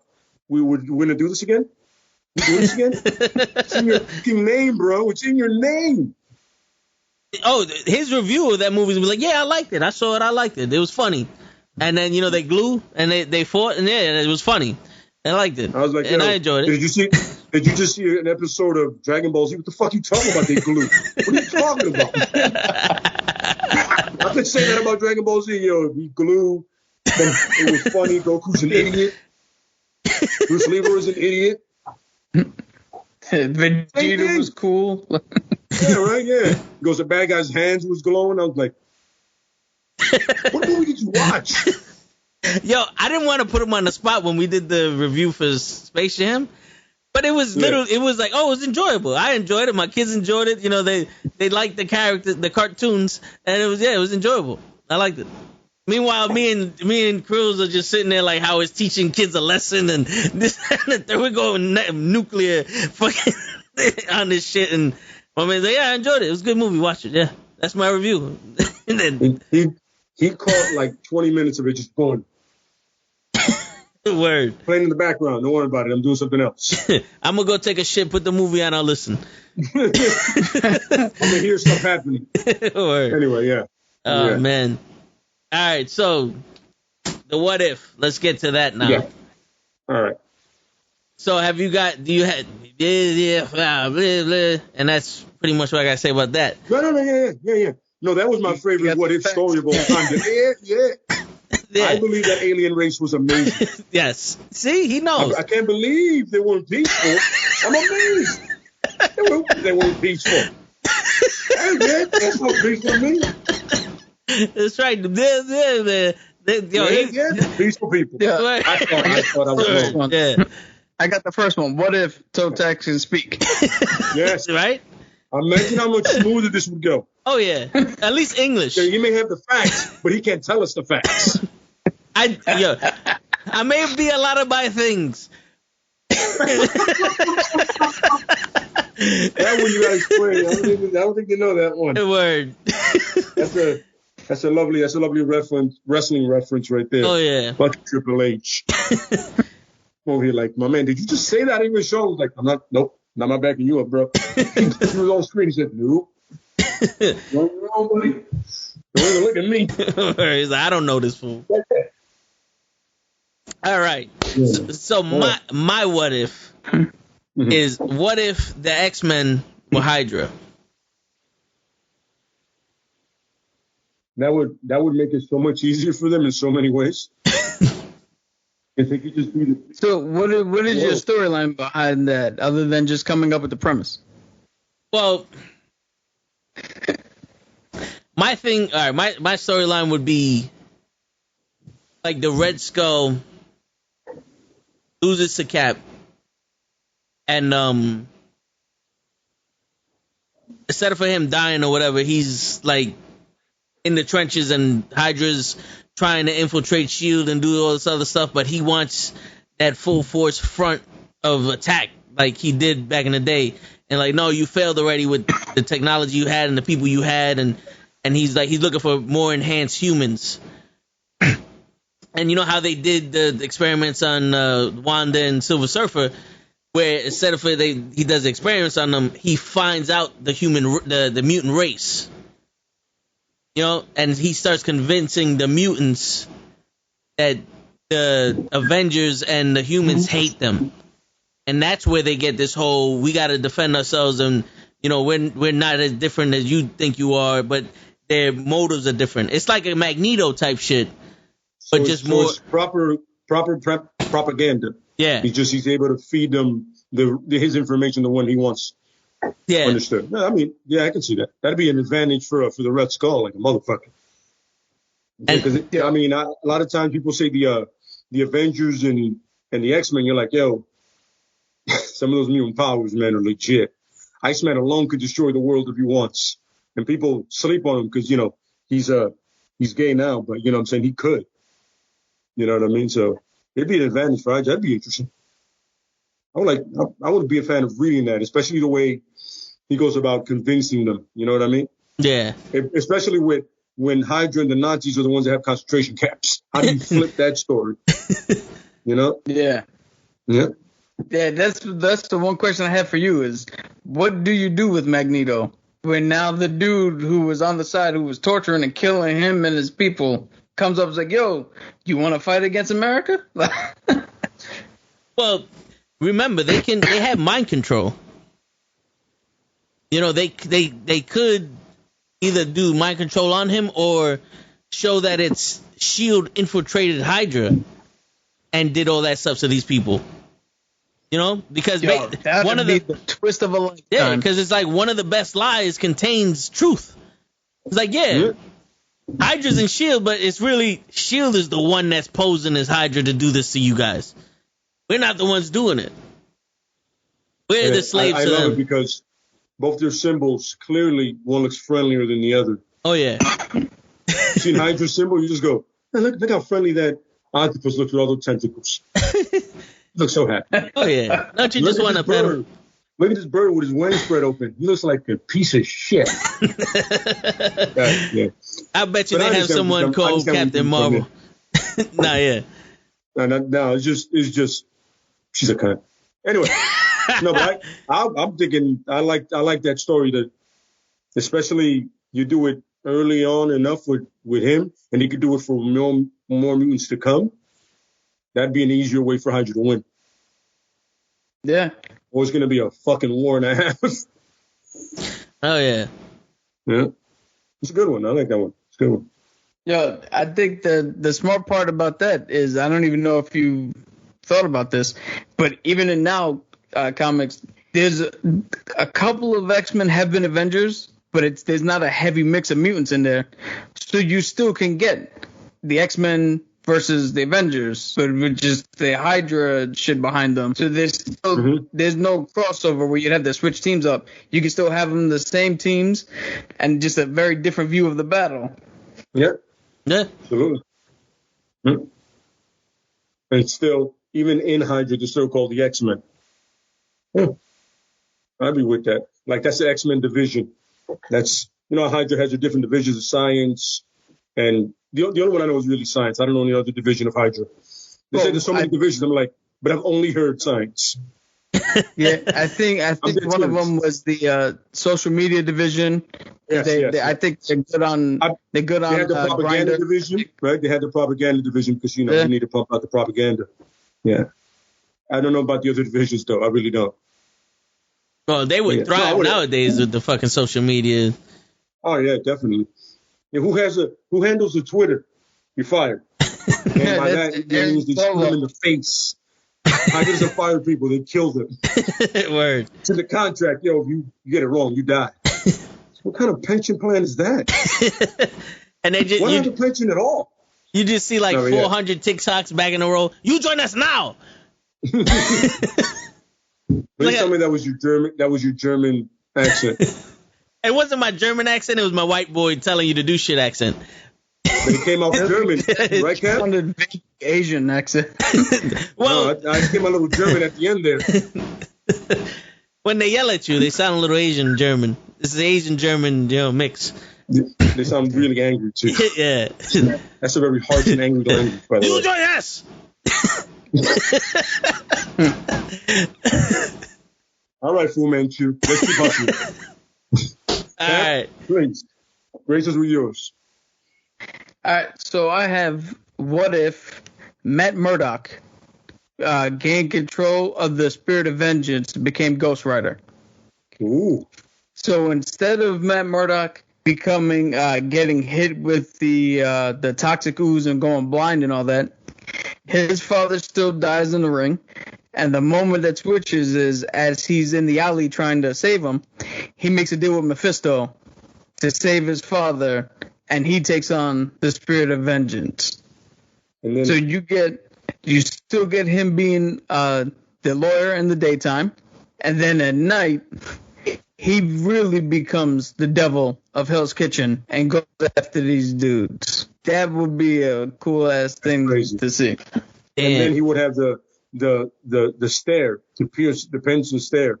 Oh, ironic because the guy's supposed to be blind. That's crazy. Yeah. That's good. I like that. That's really good. And doesn't the flame also tell the truth too? If you touch the flame and you get burnt, you was lying or some shit, or you're not pure. I don't know. Well, it's more of a righteous soul type thing. It's not like a Wonder Woman's lasso type thing. Yeah. Like if it's a righteous soul, you don't burn. But if you aren't, like there's very few people that he does that stare to that nothing happens to them. It's like 2 or 3.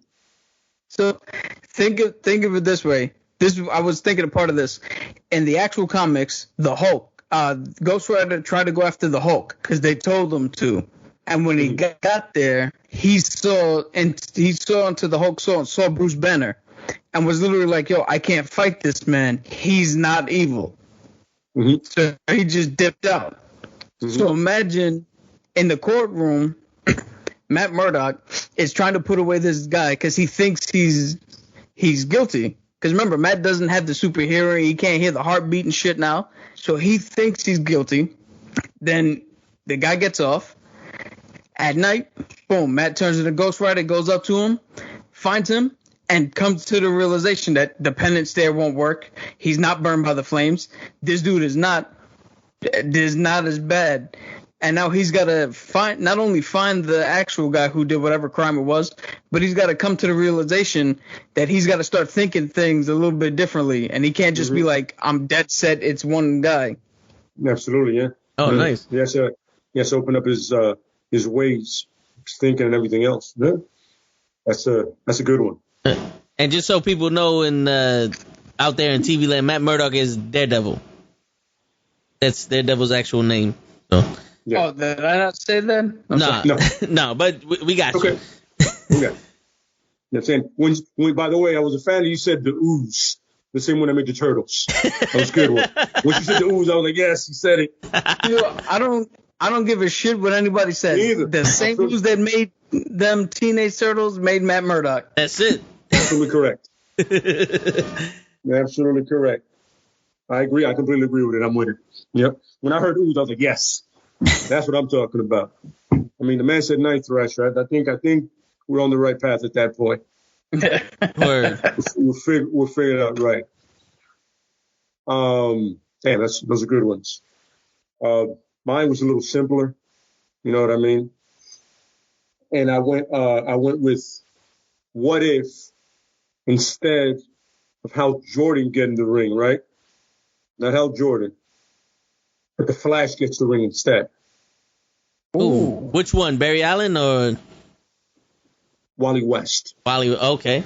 Because Wally West, and Wally West is an idiot in many ways, but he did recreate the explosion and everything to become the Flash. But what if the ring doesn't find Hal Jordan? What if Hal Jordan dies in a plane crash and the ring goes right? That was going to be the guy. And I got to find somebody else. And he goes to Central City and he goes, well, honestly, there's nothing about Wally West that's really bad. He's inherently like the good doofy dude you're ever going to meet. Yeah. Like, he's a good dude, but he's kind of doofy. You know what I'm saying? So imagine the Flash. He's already the Flash, by the way. Okay, so he's the Green Lantern Flash. He's already the Flash. He's not. He's already the Flash, and the ring finds him. And the ring tries to catch up to him, and he goes, "What is this following me?" All of a sudden, it does it. He goes up to Aura, and he goes, "Wait a minute. Why do you have a red suit on?" He goes, "Well, on Earth, I'm the Flash. What's this ring?" And then they explain to him, and he goes, "Wait, you guys have been around this whole time, and you never come to Earth and told anybody?" Well, we have a lantern in that sector. We don't know him. We have the Justice League, and we don't know the guy. He's been holding out on us. So, so he's like trying to figure out, you guys protect the universe, but yet the team on Earth has never seen you guys. And we've done the same thing, at least for Earth. You know what I mean? And it's one of the things like, yo, can I believe you guys? And then he meets Sinestro. And Sinestro starts to mentor him. And right away, Wally may be many things. Maybe a doofy dude, but he can recognize a bad soul a minute away. Not like Hal. He looks at him like, yeah, my man, there's something off about you. I don't know what it is. I just know you're off. Yeah, well, for one, about Wally, played by Mark Strong. Yeah, absolutely. That's another thing. Mark Strong is always the villain. Good, by the way. Very good. Very good. But yeah, And he's like, I don't know, something about you I don't like. You know what I mean? And right there, Sinestro realizes either I kill this guy before he exposes me, you know what I'm saying? Or whatever I have to do, I do it right now. And he tries to kill him, but it's the Flash. And he's the fastest of the Flash. With a power ring. And the fastest lantern now, too. Exactly. The fastest lantern to ever live. You put that all together? Think about that. Because the Flashes, they also think faster than everybody else. So imagine him coming up to with use stuff. that ring, that'd be fucking bananas. Exactly. The main reason I did that is because of that. Because they think so much faster than everybody else. And that's what people always forget, that the Flashes do that. They can think faster than anybody else. They're fast, period. So they're thinking, like, if he comes up with a construct, already 20 steps ahead of whoever's thinking about another one. You know what I'm saying?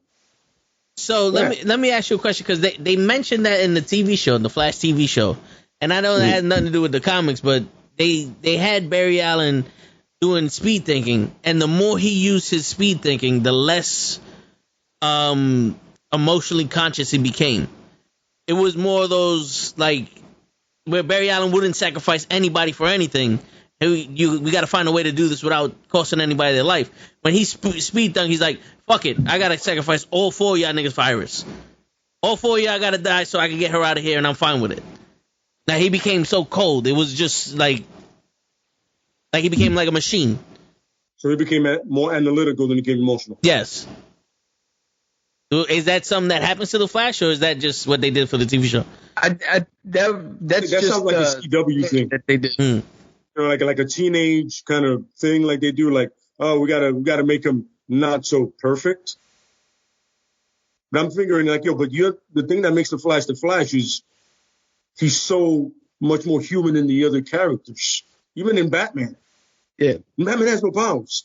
He is more human than the guy with no powers. Yeah. This is the Flash in a nutshell. You could take any version of the Flash, from Jay Garrick all the way up into the Impulse, the new Wally West. Bart Allen, is it? Bart Allen? Bart Allen, yeah. You could take any one of them, put them in the Marvel Cinematic Universe or the Marvel comic book universe, and they would have been given the Super Shoulder serum, just like Steve. That's how they are. That's how much of a good person they are. Yeah. Shit. You know what I'm saying? So, like I said, he's going to recognize Sinestro, but then on top of everything else, he's going to think way ahead of everybody else. You know what I mean? And he'll come back down to Earth. He goes, yo, I'm a Green Lantern. And everybody's going to go, what the hell is a Green Lantern? Then he explains it. You know what I mean? And you can still have your John Stewarts and everybody else, but Wally West as a Green Lantern. That's dope. Would his suit be CGI, though? No. Even through the distorted. You're not hearing Ryan Reynolds? You was in the movie and he said, don't make it CGI, don't make it CGI. So here's the thing. In the comics, the suit manifests itself as whatever material you want it to be. Mm-hmm, yep. He might make it CGI, you know. Nah, he's going to make it come out of that freaking ring. He's coming out of that ring. Oh, that would be just dope. Like his old suit did. He's coming out of his ring and he's doing the whole, but it's going to be green this time. But I just hope they don't mix the colors together because that look weird. Green and red are ugly together. Yeah, it'd be like a brown or something. The shit, like you got a shit brown. shit stain. Then he'll definitely be the streak. Stick to one color or find some dope in the middle. Right. You can come up, you know what I'm saying? But the point is, just don't make it CGI. He'll definitely be the streak. Yo. I know. Right? For anybody who's listening, if they want to read, the Flash in the actual comics became he was a Black Lantern when everybody died, and then he was the White Lantern. Read the Flash as a White Lantern, yo. I thought he was the Blue Lantern. Lantern. The White Lantern is the power of life. Yeah, it's power. Yeah. Dude, what he did with that ring, I think he made that whole core better. Mm-hmm. Wasn't he also a Blue Lantern? Potentially. I believe he's right. Yeah, I believe he was a Green Lantern. But the one where he was the White Lantern, that had the more significance. Absolutely. That's like, well, first of all, the Blackest Nights, all of that. Just read all of that. Just read Blackest. Just read it. This is not a, well, when I get to it, read it. Right. Fucking awesome. Okay? Awesome. I've always been a Green Lantern fan, but just awesome. Just get a chance to read it, please. And then you're going to want to read the rest of it because it literally just goes down the line. Like, shit, what happened next? Exactly. Yeah. Follow it. Yeah, absolutely. I'll give that one to DC. When they're not rebooting everything and they stay on a course, it's usually dope. Like when there's continuity between everything and the guys are writing at top of their game, is next to, like, Marvel has good ones, but not like that. And if they do, it's usually like an X-Men or like a low-level character that you wouldn't expect to be that good, but is, you know? So, yeah. Yeah, but that's my what if, you know? It's like, You got another one, Toe? I'm trying to think of one, but not really. Most of my what ifs were the fights. That's why I was like, let's do that first, and then we'll get to the what ifs. You know? That's why I was like, all right, you know. I get it. I'm trying to think of what if Captain America got bit by the radioactive spider. And you have a Spider America. You know, but that Captain Spider. Yeah, but that would kind of be like they just doubled his fucking abilities. you gotta do it as he's skinny. Yeah, I'm talking about like Captain America got bit by that spider. Like he went to save the day in that fucking in the science plant, and he saved Peter from getting bit, and the spider hit him right in the neck. Got him. And now he got Cappy sense. Cappy sense. This was well thought out. Yes. Months. Damn, months. That'd be crazy. I got the copyright for the Cappy sense. The guy's already strong. He's already strong. You're just gonna make him even stronger. Yeah. Jesus. More acrobatic. That would be really wrong and unfair, but I'm with it. I would love an OP Captain America. Dude, can you imagine him throwing the shield and then catching it with the web and swinging it back? It's funny. When you first said it, that's what I thought. That's how I'm going. And then I could definitely see that. Yeah. Yeah. And then Tony has another reason not to like him. Oh, yeah. So what the fuck, man? You got the serum now? You got this shit? Fuck. Yeah. Yeah. I got one I just thought of. So I just thought of, what if Cap picked Rhodey to be the next Captain America? Ooh. That would give a whole new meaning to Iron Patriot. Yeah. That would give a whole new meaning to Iron Patriot. Absolutely. And I could see it. Rhodey is a good man. The fact that he hasn't killed Stark yet is amazing. Props to him. Yeah, I've always said it. But like, I really kind of how hasn't he murdered this dude yet? I pursue. You're a soldier. You can break his neck. You're physically stronger than him, clearly. You know what I'm saying? No, that's a good one. Funny, because think about it. If it's not Sam, it would be Rhodey. Yeah. Yeah, logically, it would be Rhodey. But that suit and that shield are going to look weird together, isn't it? Well, they can. You know what? It might not look as weird as you think if they streamlined and made it a little more like when Osborn. Yeah, or like you the know when he had? With the Iron Patriot. Well, that's right. Yes, that's right. That's right. It was a little sleeker. You're absolutely correct. I was thinking about the big, bulky War Machine suit. You know that. Clearly, if it's called War Machine, it's going to be a little thicker, just in case. All right. No, but that would be a good idea. Yeah. It's not a bad idea at all. I'll do with that. It'd be interesting to see how Bucky approaches that. And Sam, by the way. How they both go, wait, him? Yeah, I don't think Bucky has had that much interaction with War Machine. No, he hasn't actually. If you think about it, in the comics, I can't even remember them like really properly having conversations. They were like at the other end of stuff, you know? Yeah. That would be interesting, though. I know Sam has, because, they're like, we're two of the few black guys on this team. Excuse me, you and Luke Cage. Me, you and Luke Cage. Yeah. No, that would be a good one.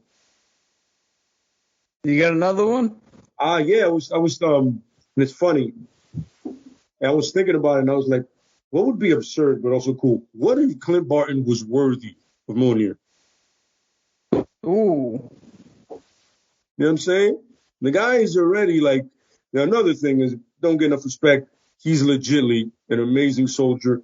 He's one of the best acrobats in Marvel and don't get enough credit. And clearly the dude can shoot an arrow like nobody else. Yeah. But what if he was worthy? You know something? He might be. He was the legit first person to put on the Captain America costume after Steve died. Yep. So he might actually be worthy. Yeah, that tells you what it'd be. If, like, in a comic, they're like, Thor's down and we need somebody, and all of a sudden, I mean, there's nobody's gonna be more accurate with that goddamn thing than him, by the way. He's gonna have all the angles to do it right. He's gonna have all the angles to do it right. Yeah, so what if Hawkeye was worthy of Mjolnir? That gave me different. No, that gave me an idea. What if Loki was worthy? Or what if the enchantment wasn't there and Loki stole it and now he's ruling Asgard? He's actually done that. He's done that? Yeah. Done it more than once, actually. Oh, shit. Yeah, like without being an infiltrator, like in the movie? No, it's like him legitimately getting it, which is weird. Oh, shit. Welcome back, Flocka. Yeah. Okay. Yeah. Like that's one of those what ifs that it literally came up right after. Like, yo, what if Loki was worthy? Yeah, what if he was? But you read the comment, you go, let's not do this again. Yeah. Let him steal it or something. That sounds better. That's more Loki. Yeah. It's funny. I wish they had their brother, Voldemort. I wish he was like part of it. But he's like a humble Thor. So like it don't make Thor look horrible. Yeah. It don't make Thor look like a dick if they bring him out. You know what I'm saying? If they bring out, I believe the thing is Boromir the humble. Like he's like if Thor was humble, that's who he would be. His brother. That's who it would be. You know. Be like the non-douchey Thor. Dude, Jane Foster is the non-douchey Thor, but to have somebody who would have been that for this whole time? Yep. They might not have even needed an Avengers. Nope. Man. He's that good of a guy. And for some reason, they didn't want to bring him in. But I get it, you ever read a character when the guy's an asshole. He has to work on himself. The guy's already you don't need another Cap with a Thor hammer. Essentially, that's what he is. And we got Cap with the Thor hammer in part 3. Yeah, in Endgame. He's in as Guardian Captain America, pretty much. That's what he is. Shit. Yeah. The only what if I can come up with for the DC universe, for some reason, is what if Batman had the Bane serum? He actually did once. He got addicted to it. Oh, really? Yeah. He got like severely addicted to it. Like he had to fucking go cold turkey. Shit. I mean, because, think about it.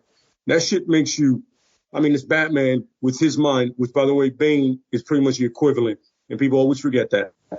Said it before, I'm saying it again. But, he's like, yo, it's a lot easier to do everything with this shit in my system, which is the truth. Between Batman's strategic mind and the way he fights in the serum and the venom. He must gonna stop the dude next to a fucking, like literally a tank at that point. You know? I mean, he'll break the Joker's neck in 2 seconds, and he'll just run down the line of the people that have no powers, which is a lot of them. Riddler's dead. Oh, yeah. Like that. Mad Hatter, well, we all know where that's going. We know where that hat is going tonight. You know? So, yeah, it was, Capital Tell you, it was like, he really, like cold turkey. Shit. Had come off that shit. Yeah. It's a bad withdrawal period he had. So I just thought of one. It's a little bit more cerebral, but again, I'm the biggest self-proclaimed nerd here. So, what if General Zod was right, and them on Krypton not listening to him led to the destruction of Krypton? So now when Zod shows up here, he's actually trying to help out Earth and try to terraform it to keep Earth safe.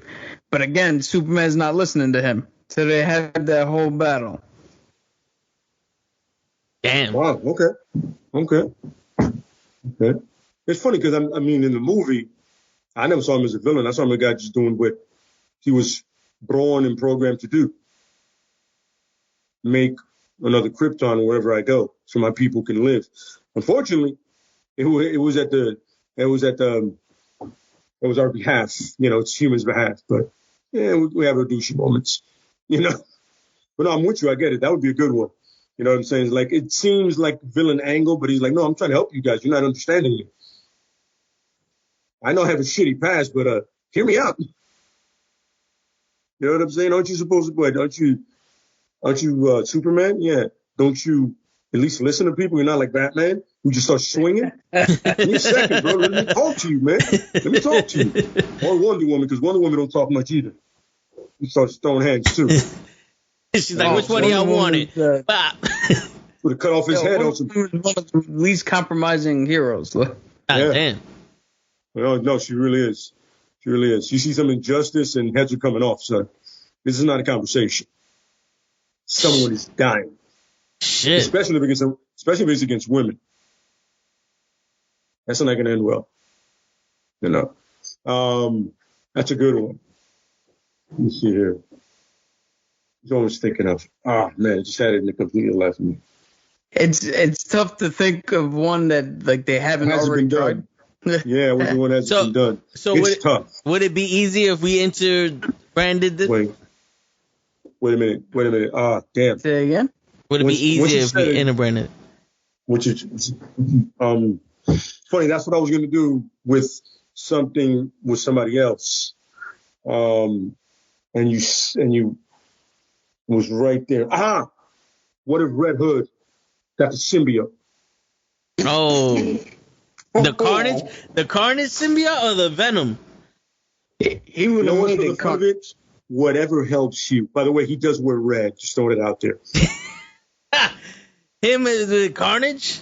Shit. Jason Todd is Carnage. He's already an aggressive bastard.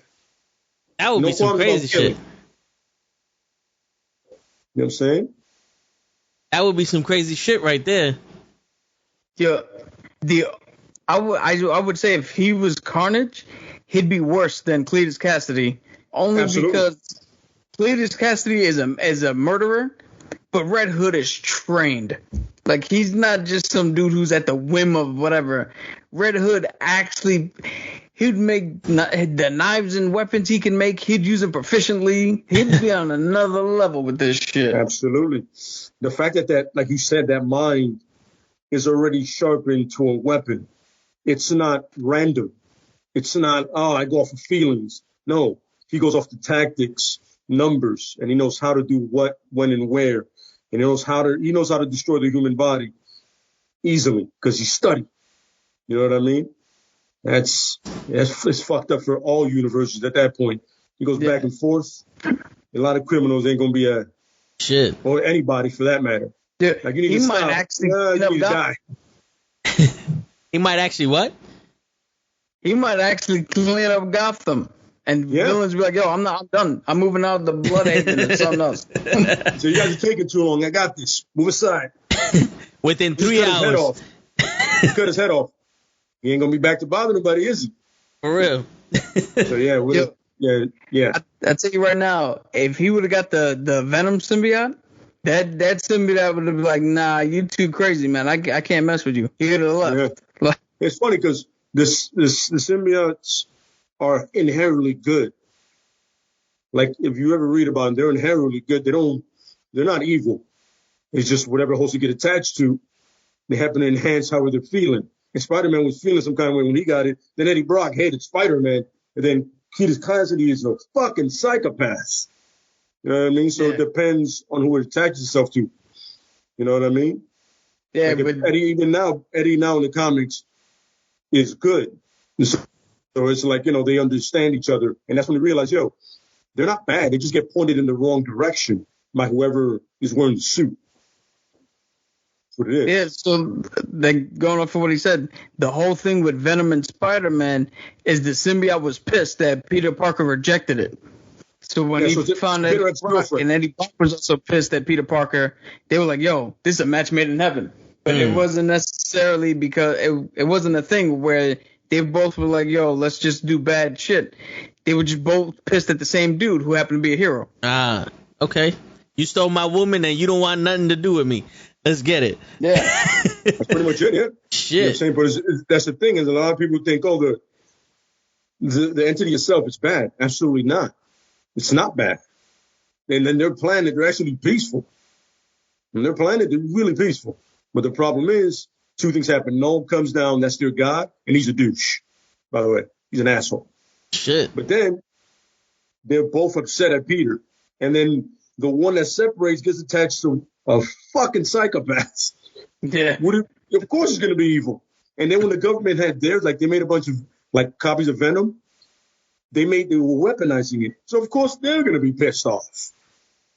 You know what I'm saying? Yeah, it's never been a thing of the actual suit is upset. It's like, you humans are being douchebags right now. You're pissing us off. Word. You know what I mean? We react. Look at it. When Flash Thompson became Venom, he was good from start to finish. Yeah. Because Flash Thompson, ironically, is a massive Spider-Man fan, and he's always just wanted to do right. Even though he's a douche to Peter, he's inherently kind of a good guy. Like, he'll do the right thing if needed. You know what I'm saying? But he's just like, he was the bigger D-bag. So he's like, I'm going to be a bully. But at the end, he's a good guy. Shit. So what's redemption for him? What's the deal with the anti-venom? Is that another symbiote, or was that man-made? So here's the thing. I have like I showed last week, I have the comic right next to me, the graphic novel. What happened was the symbiote that attached itself to Eddie Brock messed with his blood so much that when the symbiote left, it gave him cancer. So Eddie was sick. He started, he was in real bad shape. He wound up at like a soup kitchen. And then this character called Mr. Negative showed up. And he was healing everybody. And what Mr. Negative does is he literally, whatever you have, he'll do the opposite to it. So if you're sick, he'll heal you. If you're good, he'll make you sick. Without knowing who Eddie Brock was, he touched Eddie and reignited the symbiote within the blood and turned it. So now instead of giving him cancer, it healed him and it made the symbiote white. And now the symbiote is actively seeking out sickness. So he can take the sickness from people or poisons or drugs or whatever and take it out of their body to heal. So like I mentioned before, he went after Spider-Man because the radioactive shit in his blood, he was trying to take the radioactiveness out of him to save Peter Parker's life. So one day he wouldn't wind up with like cancerous blood or some shit. Okay. That's a dope kind of story. Yeah. Mr. Negative is a real interesting villain. You know what I'm saying? Like if you do the story right, it'd be really interesting. He's more of the I come in here to gentrify this neighborhood type villain, unless it's like I'm gonna fight people. Ironically, he's an Asian guy. Yeah. There's the irony there. He's Asian. Shit. Yeah, but now in the comics, How can we fuck with him? Make him Asian. That's it. No, not black. Black is too easy. Make him Asian. Like, nobody saw that coming. Oh, no. I was surprised as shit the way he described him, like, Asian. Yeah. All right. Hey. What were you going to say, Cap? I was gonna say now they just wrapped up their whole symbiote war thing where the god of the symbiotes, as Lay said before, Null came down. Everybody was infected with a symbiote. Cap, Hulk, Iron Man. That's why I didn't do a what if with the symbiote, because it happened. And then Eddie Brock and as Venom figured out a way to kill him, and now Eddie Brock is the new King in Black, as they call him, and he's now the god of the symbiotes. And I think, if I'm not mistaken, I think Flash Thompson. He's now anti-Venom. Yep. And he has the same taking sickness away from people bit, or well, so I don't really know, because that was specific to the cancerous shit that was in Eddie. Okay. So I don't know if that every symbiote has different abilities. So I don't know if when it went to Flash, I don't know if that kept that part of it. Okay. I don't think that translated to him. I don't think it translated to him. Yeah. It makes sense if it didn't, because it wouldn't be cancer cells for him to feed off of. True. So I got another what if that just popped in my head. What if Brainiac had the Infinity Gauntlet? He had all the information in the universe. That's ultimately what he wants. He's like a powerful version of Hugo Strange. Hugo Strange, that's what he wanted at one point. Like, just to have all the knowledge. The Brainiac would have, pretty much. I'm saying that would be his whole end game. I see what you did there. Sorry. Couldn't help it. Makes sense. Yeah, that's his whole thing. You know what I mean? Except, he goes in the douchier ways of doing it, because he has to destroy the planet afterwards. Damn, I can't give you a flash drive and you can walk away. Because then there'd be more information after I leave. I can't have more information. Make them around, bro. Come back. You got some more for you. You don't have to kill us. Think about it. If you want some more information like that, him leaving the planet and letting it evolve, we'll give you more when you come back. When you're done, make another round, and I got you. Yeah. For some reason, he has to end the planet and never to learn again from it. He's like, It's kind of a flawed plan. I never thought about it that way. It's kind of a flawed plan on his part. Like, I'm done with this one. Destroy this shit. If they consistently evolve, you would know more. True. Yeah, you know what? I was on the side of thinking that Brainiac would be scary with the gauntlet, but just on your thing alone of his flawed plan, I don't think we'd have to worry too much about the gauntlet. He'd be like, oh, this is cool. I know what they do, and get rid of it.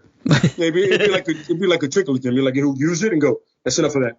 Yeah. I don't need it anymore. You're like, you got to get somebody that is a piece of shit, like a Red Skull, like a piece of shit.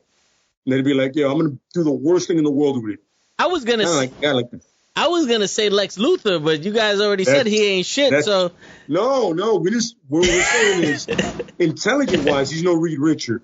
But he is a piece of shit as well.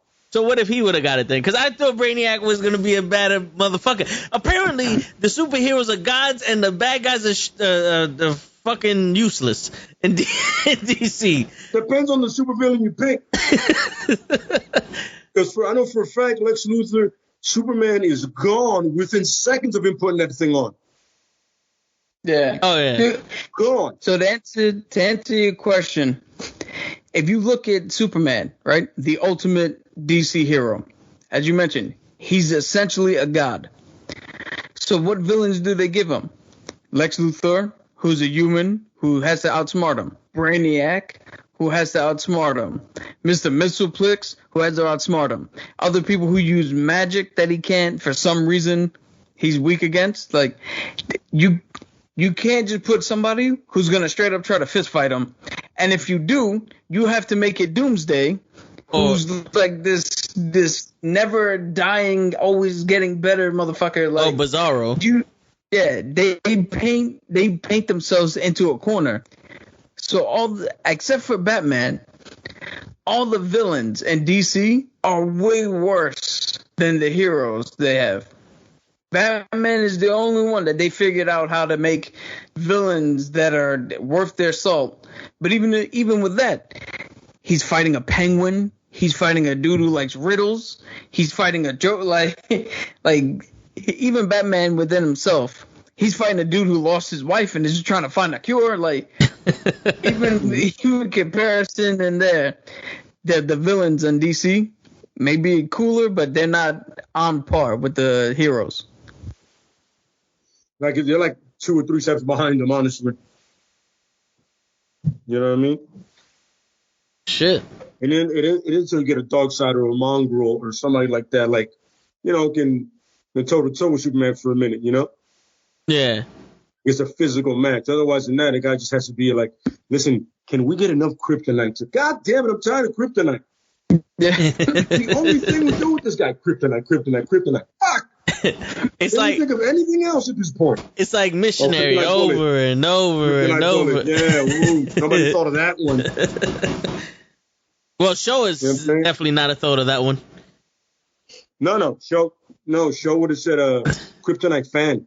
Oh yeah, just blow the wind at him. Blow him over. Yeah. I've always had a question about this. Isn't it funny that Superman gets his powers on Earth here from our sun? All right. But the smallest amount of kryptonite takes all that out and puts him back on his planet where he's weak and he can't fly and he can't do nothing. How radioactive is kryptonite? The smallest part of it can block out the effects of standing in our sun. And how come it hasn't killed anybody? About that too, yeah. Like a little piece like that, you just go, I'm like, dude, you got some 10 for that stuff? Because it can't be this bad. Yeah. I'm talking about like crack vial wise, by the way. Like a little. No, sir. Really? A little shard. This dude falls to his knees. It's like, what the fuck? You know what I'm saying? I'm like, really? This is it? So if I get something that's like, let's say like the size of a ring, would it kill you? This is pathetic. Well, I mean, what's his name? Put a kryptonite bullet in him, send him to the ICU. But see, that makes sense because at least you're trying to you put a projectile into the man. You just hold the shit in front of him like he's a vampire and it's a cross, and this dude's gone. Absolutely. That begs to think that if you ever were to go to Krypton, you could take anybody and just beat the shit out of everybody on Krypton. Like Batman would rule Krypton. Oh yeah. Yeah. You send just the hand skills. Just the hand skills. He's dominating in there. He's gonna go over. Oh, this is a lot easier than I thought it would be. You guys are bitch asses without the sun. Got my ass off in here. And what does the red sun do to humans? It makes him an asshole. I get it. It legitimately makes him an asshole. To answer your question, the red sun does nothing. Nothing that affects Superman does anything to us. Yeah. Which is weird. Normally, if something affects somebody, you get affected too, but apparently not. No. My fault. The red sun. I don't know. Also weakens him. No. I'm thinking about the Superman red from kryptonite. I'm thinking about the Superman from the Red Sun that he got found in Moscow. Oh yeah, when he was Russian. Guy. Yeah, that guy. The red light makes him weaker, so you can beat the shit out of him. The kryptonites have a different effect on him in that Elseworld. It's different. The red one makes him a bitch ass. The green one makes him a dick. Oh, okay. Even though Stalin raised him, so he's already an asshole. But yeah. But the red one, the red kryptonite here, makes him a piece of shit. Like he's legit a dick. Damn. Like, think about Injustice Superman, but without Lois Lane dying. Shit. Yeah. But it's so like that's one of the things I was saying, that the writers wrote themselves into a corner. Yeah, they did. Because if you think about it, that's like I walk into your room right now, Tags, and I go, here's a jade, and you fall to the ground. I'm like, well, here's a ruby, and now you're mad. Here's a sapphire, and that does something else. But your entire planet is made of these things. So, like, is it like cell reception? It's like in one part of your house is a little more red, so you're mad. You walk into the kitchen, you're like, this switch sucks. Yeah. The red Wi-Fi is better over here. They're closer to there. They're closer to there. It just, and it's funny because Cap is 100% correct. As much as people love Superman, a bunch of people hate writing for Superman because of that. Because it's hard to make him interesting and relatable. Like every superhero I gravitate towards is a human being, for the most part. Like besides like Cap and a little bit of Black Panther somewhat, everybody else is human. You know, they're just able to do some dope shit because they've trained their whole lives. But, you know, they're just that good. But for the most part, besides the Super Soldier Serum and the Heart-Shaped Herb, most of my favorite superheroes are just regular people that are just brolic and trained. That's it. Because I can relate. You punch that guy in the face, he's going to get a bruise, but he has to punch you back. Yeah. You know what I'm saying? That's when we'll win this fight. I'm like, either I outsmart you, I'll outsmart you, or I'll fight you, or you do a little bit of both. You know? Yeah. Or if you go to somebody like Ghost Rider, who's one of my favorites, he made the choice everybody would make. I'll make the choice to save a family member from dying. Yeah. Again, it's a human being making a choice off emotions, off human emotions. You know what I mean? Like he's making a choice. Like, yeah, all right. This I got to do to save my pops. Cool. All right. Did it come back and bite him in the balls? Absolutely. Pops died anyway. Mephisto's a dick. Mephisto was like, I got you. You have me for another month or two. Yeah. Mephisto was like, hey, your dad's dying of cancer and you want him to live? Fine. He won't die of cancer. But you didn't read the fine print. I didn't say he won't die. Yep. Man was hit by a plane. With all due respect to Mephisto, the man was a stunt driver. The odds were in Mephisto's favor. Yeah, right. He's a stunt driver, bro. You know, the odds are in Mephisto's favor. Like if he was a carpenter, it's gonna be okay. Yeah. He's a seamstress. He's fine. Stunt driver, my man. His days are numbered. I kind of see that happening. His days are numbered. You got it. The odds, my man. The odds are in Mephisto's favor. You know what I'm saying? That's 70-30 for Mephisto. For real. He's a carpenter. A little more balanced. I'm just saying. Yeah. Then on the other hand, Mephisto messed up because he gave Johnny the actual spirit of vengeance, which was an angel beforehand. Absolutely. So Johnny took that and became a god and destroyed everybody. Yeah. That's the funny part. That's one of those things where bite him in the ass, then it really bit me in the ass at the end. In the long run, I'm losing right now. Yeah. Yeah. Yo, so I've always right now, I think Johnny Blaze's sister or Denny Ketch's sister is also a Ghost Rider, but she's also going to be the new Sorcerer Supreme. Oh, while being the Ghost Rider? Yeah. Oh, that's badass. That's badass. That's badass. I've always thought about that. What if Doctor Strange and Ken Norton switched? You know what I'm saying? They switch who they become. Doctor Strange becomes Dr. Fate, right? And Ken Norton becomes Sorcerer Supreme. Because remember, Ken Norton wasn't a dick, but Doctor Strange was always a dick. I feel like Doctor Strange and the Helmet will get along way better than him and Ken. Because they're both arrogant pricks. They're both arrogant. The Helmet is a dick, by the way. Naboo, the thing in the helmet, he's an asshole. You ever read it, yo? Because he gets a host and he doesn't let him go. That's it. You know what I mean? Whereas on the other hand, eternal fight between him and Strange would be awesome. It would be, yeah. But I feel like it's still like it would be Naboo, wouldn't it? It would be the Helmet, right? Because it has literally that God in it. it's essentially a god in the helmet. Yeah. You know, I mean, it's a god versus a sorcerer. Nope. You know, listen, the Eye of Komodo, I bet that shit's powerful, but you know, my money's on the helmet. Someone's on the helmet. Yo, I had a what if that I was thinking about until I remembered that not only they didn't do it as a what if, they actually did this in the comics, and it is bananas.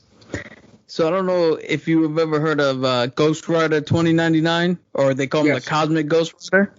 Yeah, I don't know. So my what if would have been, what if the Punisher became the Spirit of Vengeance? Yeah, they did do that. The Cosmic Ghost Rider, he actually becomes the Spirit of Vengeance, goes back in time to kill Thanos as a baby. He couldn't do it, so he raised Thanos. And Thanos is the way he is because Frank Castle raised him from a baby to a grown-up. You see that coming? Frank Castle. Nobody saw that coming, Frank Castle. Nobody saw that coming?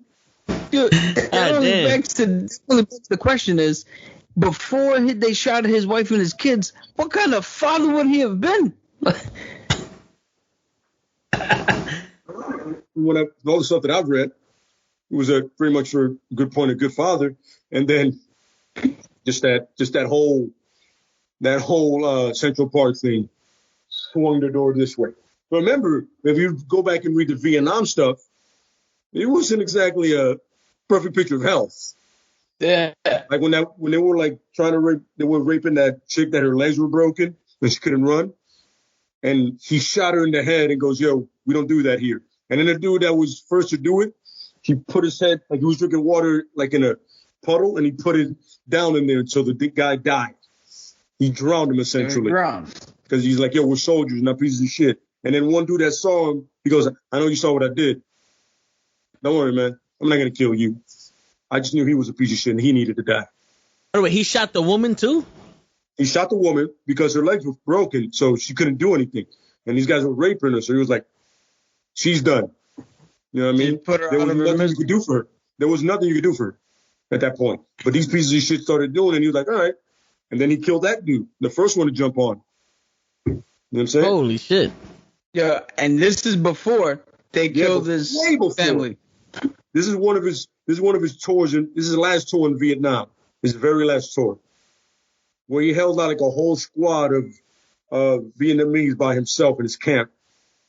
With an M60 just absolute, everybody else is dead except for him. He's on some, and that's when they say he accepted, in order to survive, he accepted the fact that he would be at war for the rest of his life.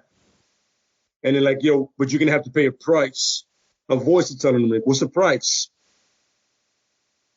Family. At the end of it, you see him, like you see his family looking at him, and he's looking at them, and you're like, that's the price. You want to? Yeah, I got you. The problem is, think of this. Frank Castle admires Steve Rogers and Captain America. He really respects him. During the first Civil War, there was a thing where Punisher was going around murking everybody on the other side, just the smaller characters. And he walked into the base where Steve was. Steve immediately was like, yo, get the fuck out of here. You're not part of this team. And if I catch you doing some shit out in the street, I'm going to kill you myself. Because Steve knew that this dude he's shit from the beginning. And immediately, the one person that Frank Castle respects, he immediately was like, you said I'm out. And he just went off until the ill-advised moment where Nick Fury was like, hey, Cap's dead. We need a new Cap. Frank, you're up. That was horrible thinking. I don't know what the fuck possessed you to give that guy. I'm like, whoa, way off. I saw that shit. I was like, dude, this was a horrible idea from the get. Yeah, even the costume was bad. It was red, white, and blue with the skull. Yeah, I'm like, yo, why'd you just call him Mephisto? I'm like, yo, what are you doing today? You want to be Cap? No, it's a terrible idea. What is wrong with you? You know what I'm saying? I remember there was one time when Cap was beating the shit out of him. He goes, fight me. And he goes, not you. I won't fight you. And then right there, Spider-Man's like, yo, he's not fighting you. It's over. Shit. Like he wouldn't fight him. You know what I'm saying? Now, he's who would win if Frank actually fought him? Who would win in a hand-to-hand combat? Hand to hand, it's going to be Cap.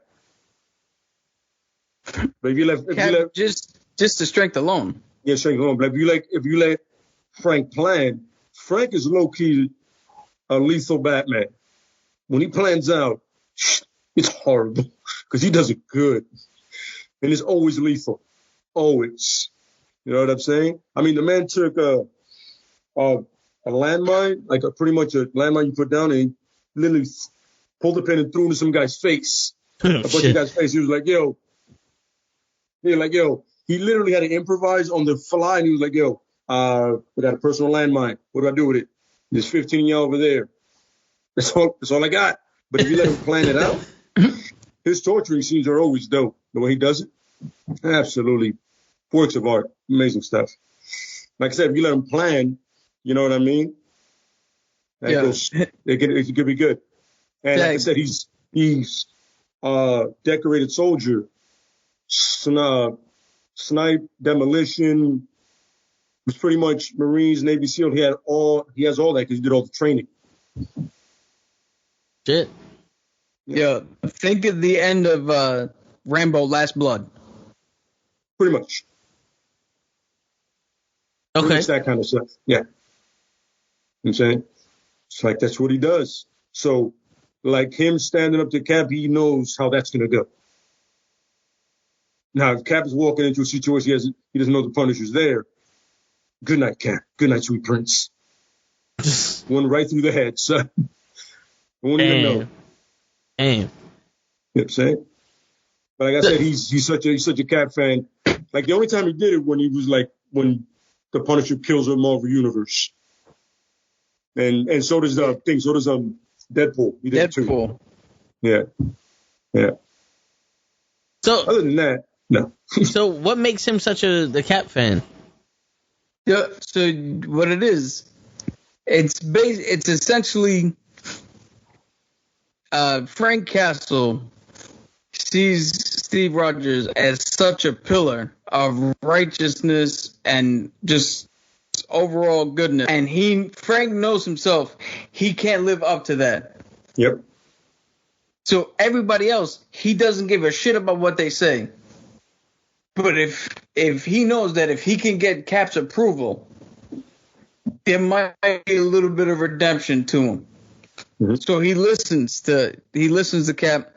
He won't fight back with him. He doesn't even argue with him most of the time. He's trying to get that little monicum of respect.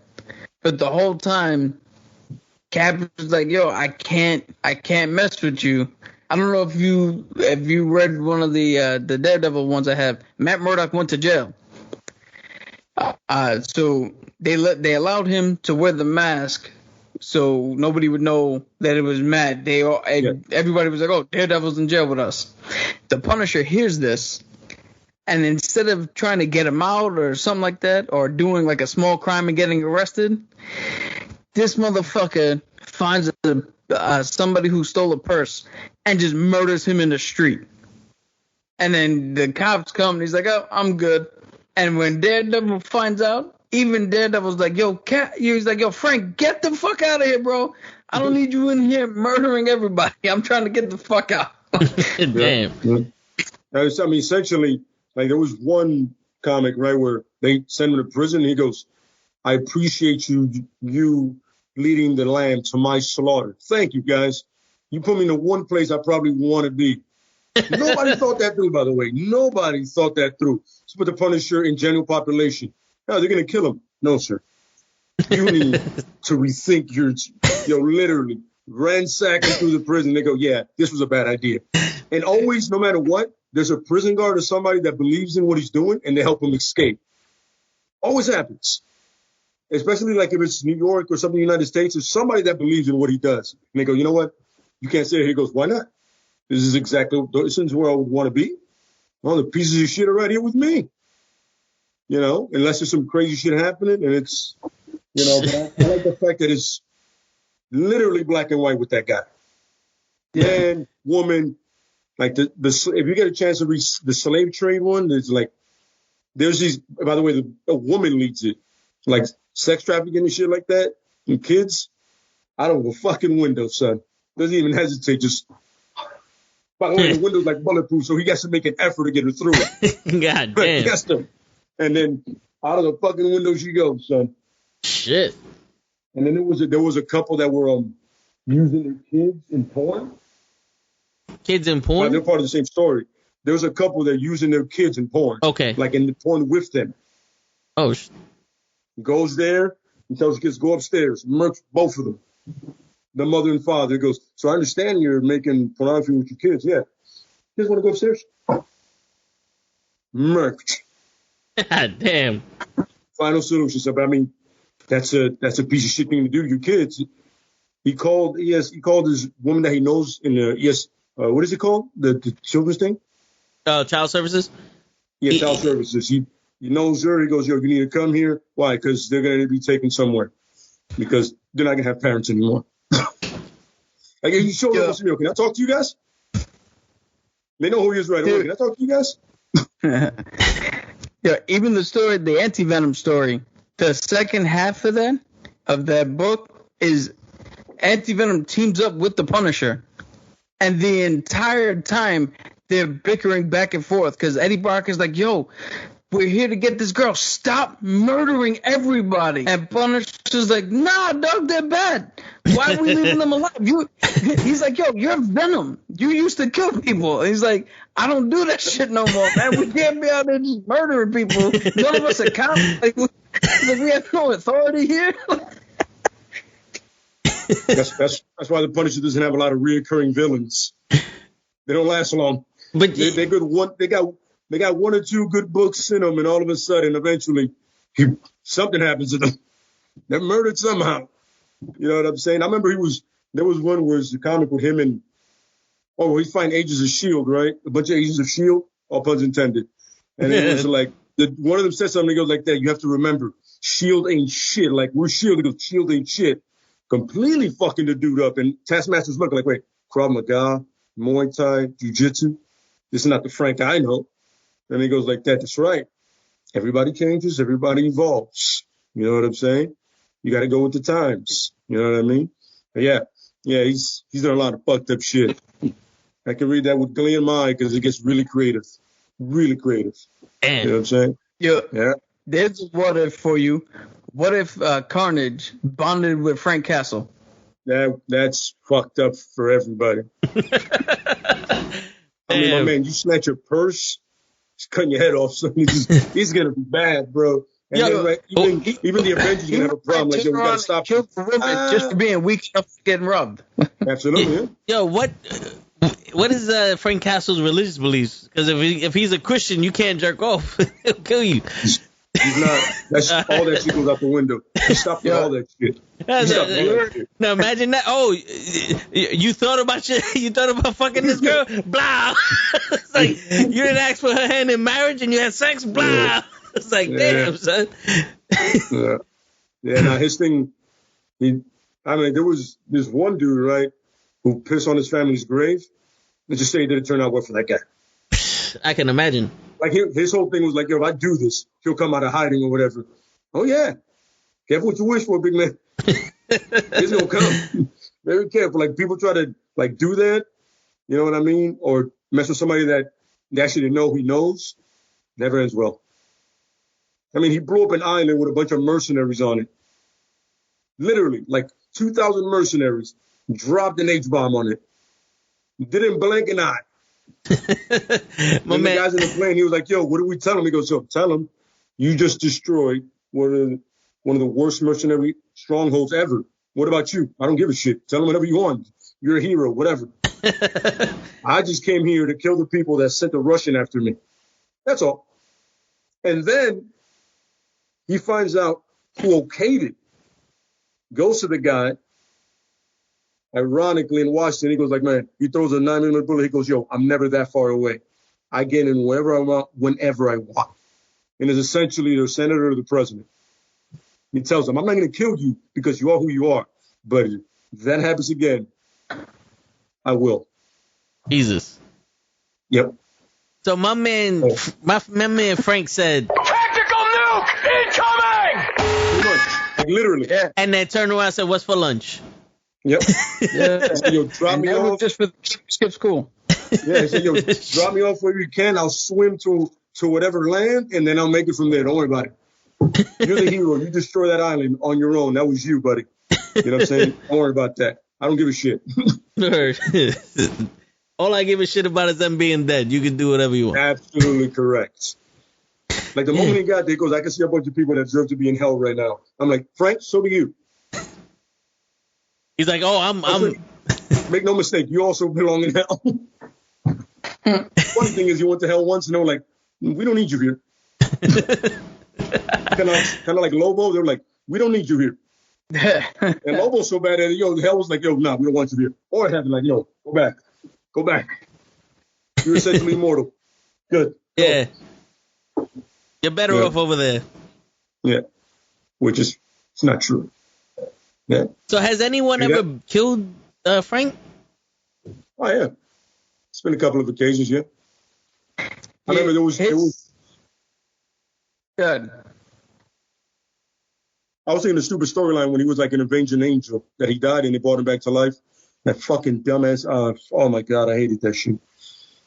So like No, he was I was like, just gonna say that none of his deaths have been like really publicized. Yeah. Because he's not really that popular of a character. Well, he might be popular of a character, but because of the nature of him, Marvel's not out there like, hey, here's Frank. yeah. Is it like, it's not like when Cap died in Civil War or, anything like that. It's like, if Frank dies, we're like, he'll be back, but he died on the low. Like, Damn. he kind of died. He's half dead, but he died on the low.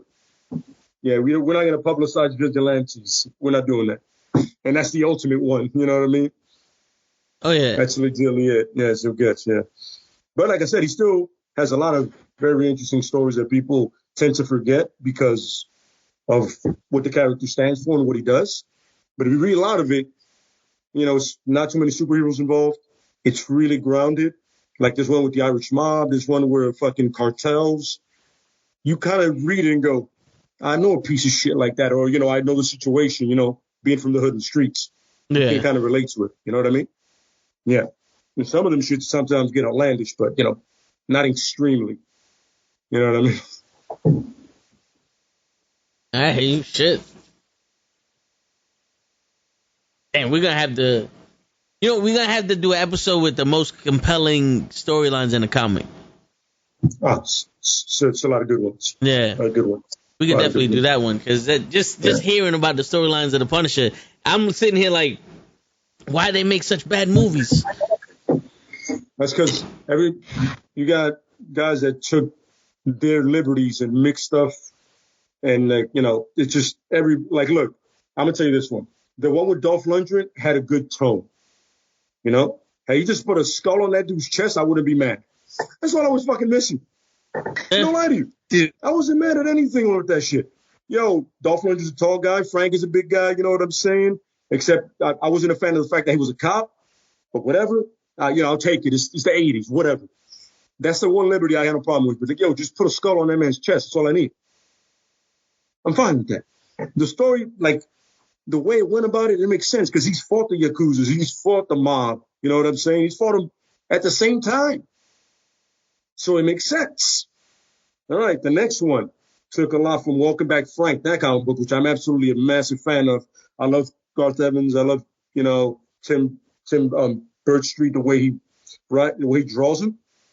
But once again, what the fuck is he doing in Florida? Why is he an FBI agent?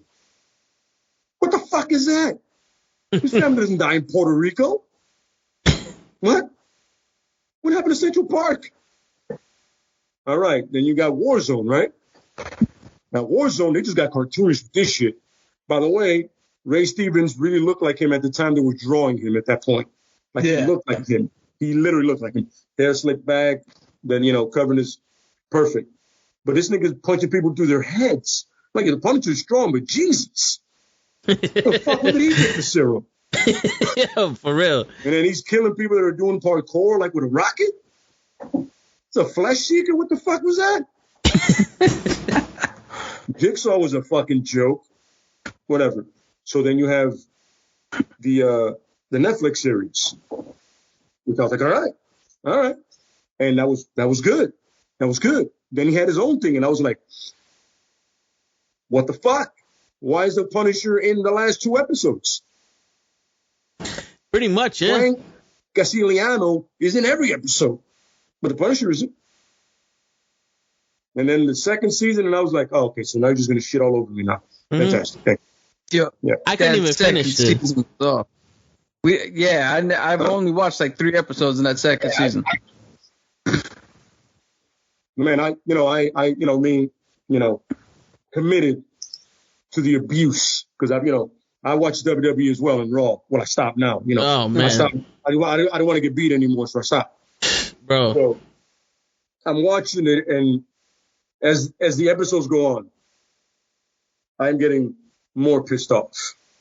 I'm like, all right, whoever directed this shit, bottom of my heart, and I hope one day you get to see this at any point. I want you to realize that if I could drop an H-bomb on your fucking face, I would. You piece of shit. You had the casting. The story was perfect. Everything about it was perfect.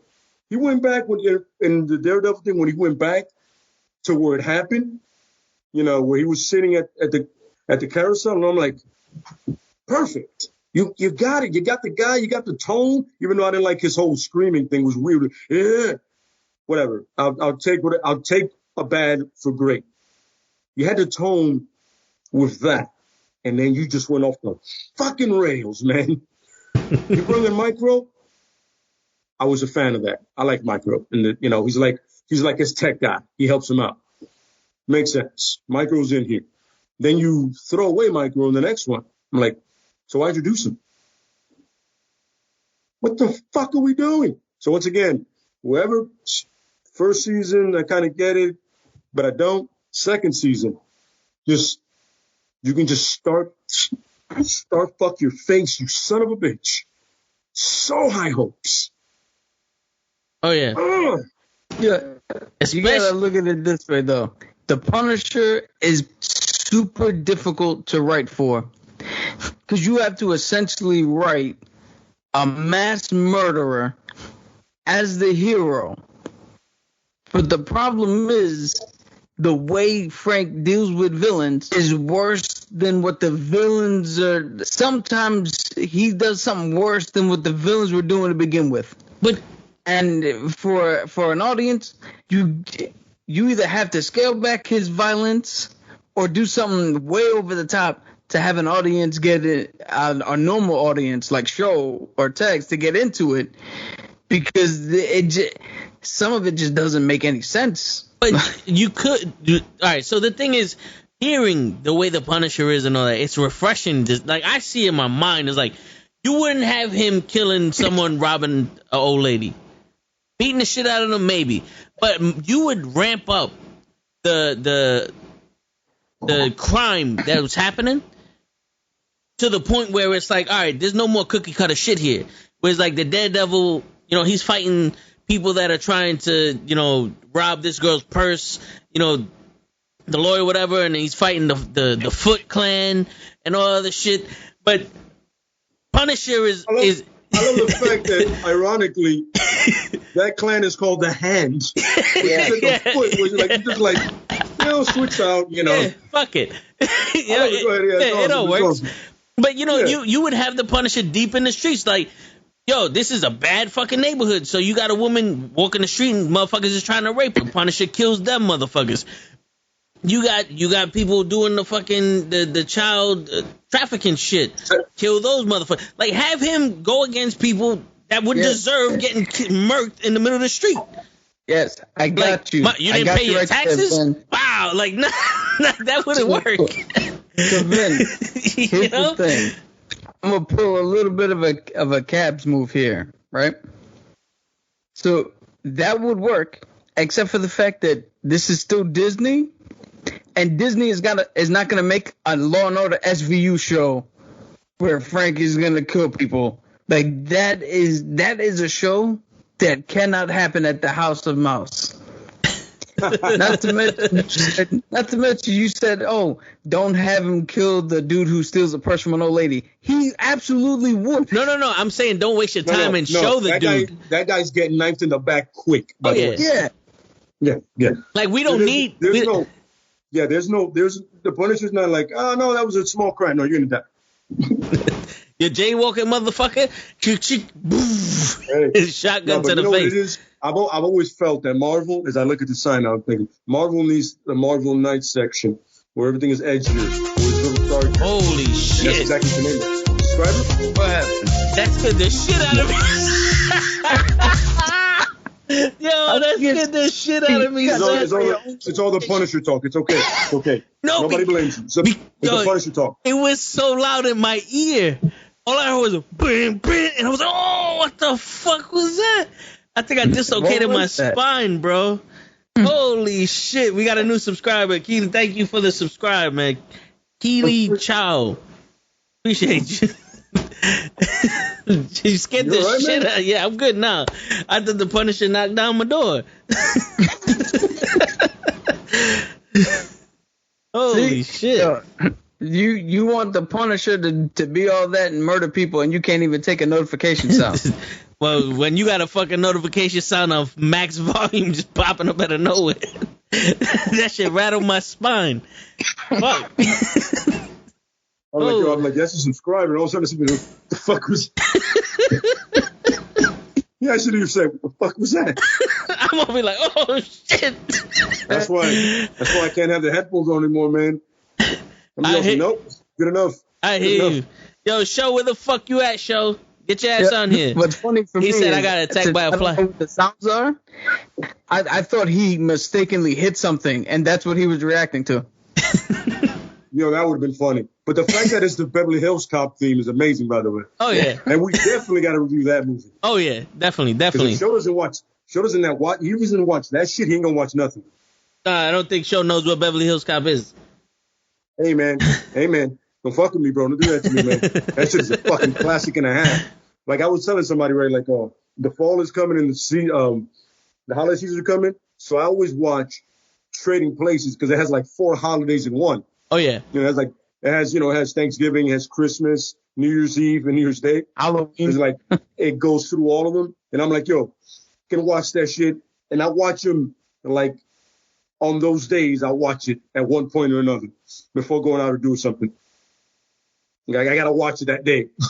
Being like, yes. Yes. It's my friend along with Die Hard. Huh? What you said? I was just saying that it's my friend Lionel Joseph. Babuya, ha! How racist that was. Oh, you know yeah. what I love about it? When you see Dan Aykroyd laugh like that, I go, there's the paint coming off. You didn't get under the shirt. That's what you didn't do, guys. But yeah, that was... And I love Merry New Year. I sent that shit. I always put that shit up on some Merry New Year. I covered 2 holidays in one. Oh, yeah. Yes. Got it. Yo, you know what? When I was working at Toyota, me and this guy named Sean, we used to do all the time, be like, looking good, Sean. And he'd be like, feeling good, Vince. Or every morning. That's what we do. I used to love the whole, listen, man, you can't go ahead and shoot people in the kneecaps with a shotgun. That's called assault with a deadly weapon. You get 10 or 15 years for that, bro. Because what I'm understanding is, you know how you fuck up poor rich people? Make them poor. You know what I'm saying? There we go. We got it. That's it. Make the motherfuckers poor. I always love that shit at the end where Mortimer's having a heart attack and they're trying to wheel him out. He's like, no, fuck him. Put the machine back on.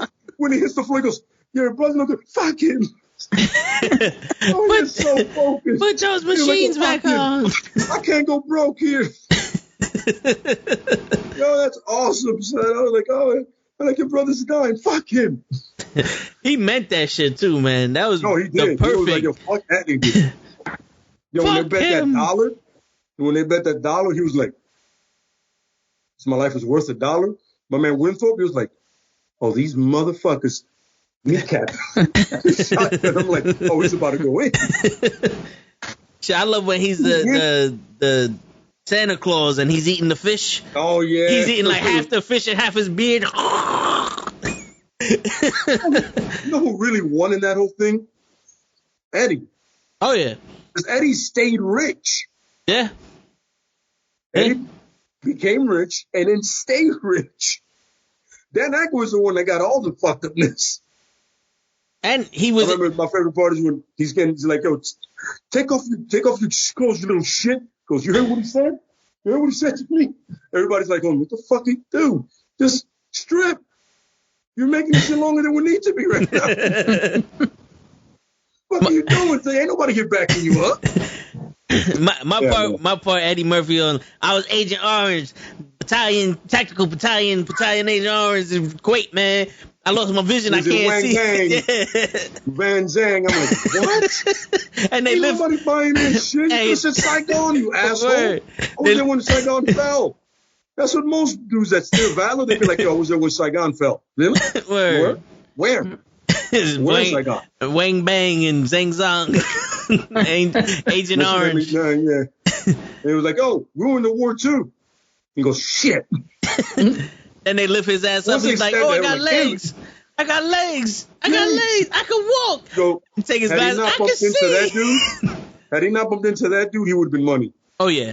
He would have just walked away. There would have been also like, we'll take that as not a big problem. Yeah. But once he did, you take him out. He goes, no, dude, I'm trying to get back to you. Easy. I'm not listening to my cup of tea. I love that part. They watched him walk and bump into the dude, and they're like, "Oh, you trying to steal from under our noses?" Like what? No, You see me? Pointing that briefcase towards him. How racist that? He's like, "Yo, hey, one of the cops is black, by the way." Oh yeah. He's on some. Nah, man, I'm trying to take it from here. This yours. Hey, thief. What? Wait, no. I just got away from him. Don't do that to me. By the way, like 8 guns in his face. Yo, where the other cops come from? one came from the roof. Neighborhood? Where are the other guys? One came from the roof. The other one came from the sewer. I called the cops 45 minutes later. Yo, by the way, just to let you know, I got the money back. How? I sold so much shit when it took you so long, I got my money back. Oh, yeah. Thanks. You doesn't matter now. You know what I love? When you call the cops and then another set of cops come like, oh, this isn't my jurisdiction. I wanted to make sure everything was all right. The fuck out of here. Get the fuck out of here. Why would you show up? Be like, yo, we're not needed here. They were needed half an hour ago. Word. I don't need nobody now. Yeah. He was long gone, and I literally made the money back. We're fine. He took $500. I made $1,000 when he was gone. Do you remember when they broke into your car and took your radio? Yeah. I stood outside for an hour and a half, late to work, just for the cops to come up and go, oh, it's under $300? We can't do nothing about it. Yeah, it's not grand larceny or some shit like that. You can't do nothing about it. You can't go find somebody with a goddamn radio? Yeah. I mean, look at the time you waited for that shit. You know, and I would have loved if they would have been like, yo, here goes a list of people that steal radios around here. I'd have took the rest into my own hands. You know? Point me in the right direction. What's up, Trapster? What's going on? You know what's funny? The thing is, it's the Bronx. How many chop shops are in the Bronx? Word. Come on. It's like Brooklyn. There's all, like we were talking about before, there's all that space by the piers and shit. Hunts Point. Jerome Avenue. Oh, yeah. My man, you got a bunch of places that fix cars and then also chop them up at the same time. Come on, son. Tell me that radio ain't going to one of those places or one of the motherfuckers sent them? For real. Seriously? And you don't know where to go? And you know that guy knew how to fucking do his job because ain't none of those wires were cut. He just disconnected the shit and took it. And I had one of them. Yeah, I had one of those aftermarket radios with the fucking subwoofers in the trunk and all. And all he took was a radio. In my head, I was like, there was a lot more valuable shit in the trunk. in the trunk. Like, you took that $100 radio? Like, all right. Hey, so, fuck it. He might have had a fix. That's another thing. Probably. He just needed $100. And it was needed $100. And it was weird too, because that helped me out a little bit. Because I was supposed to go on a date that night, and I hit Shorty up. I was like, yo, listen, they just robbed my car. You know, I gotta go fix my shit.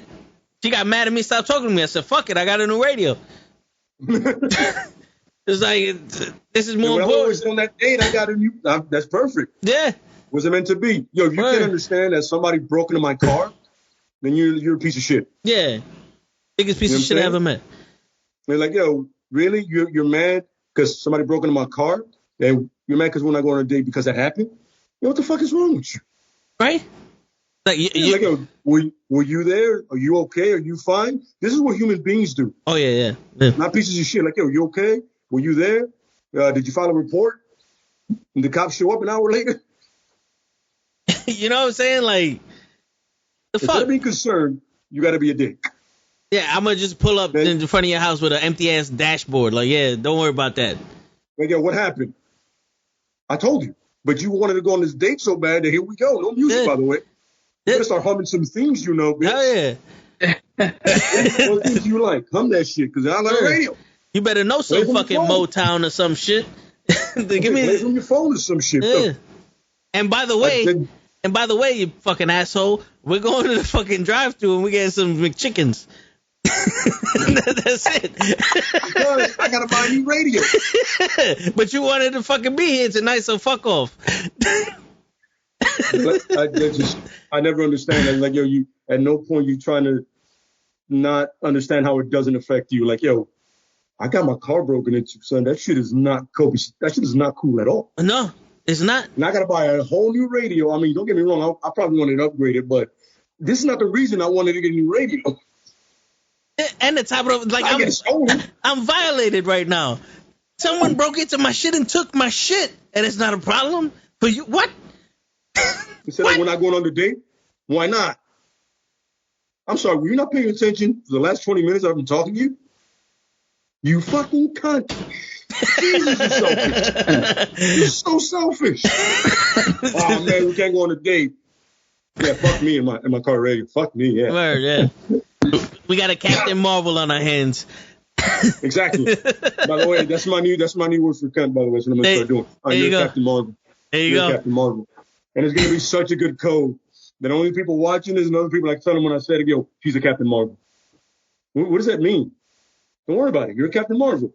Oh, is this your hero? Yeah, I can't wait for the one person who doesn't know and just heard. So, Captain Marvel, thank you. That's really nice of you to say. Yeah, anytime. Yeah, you're like, oh, she's a hero, right? Yeah. A mega hero. Yeah.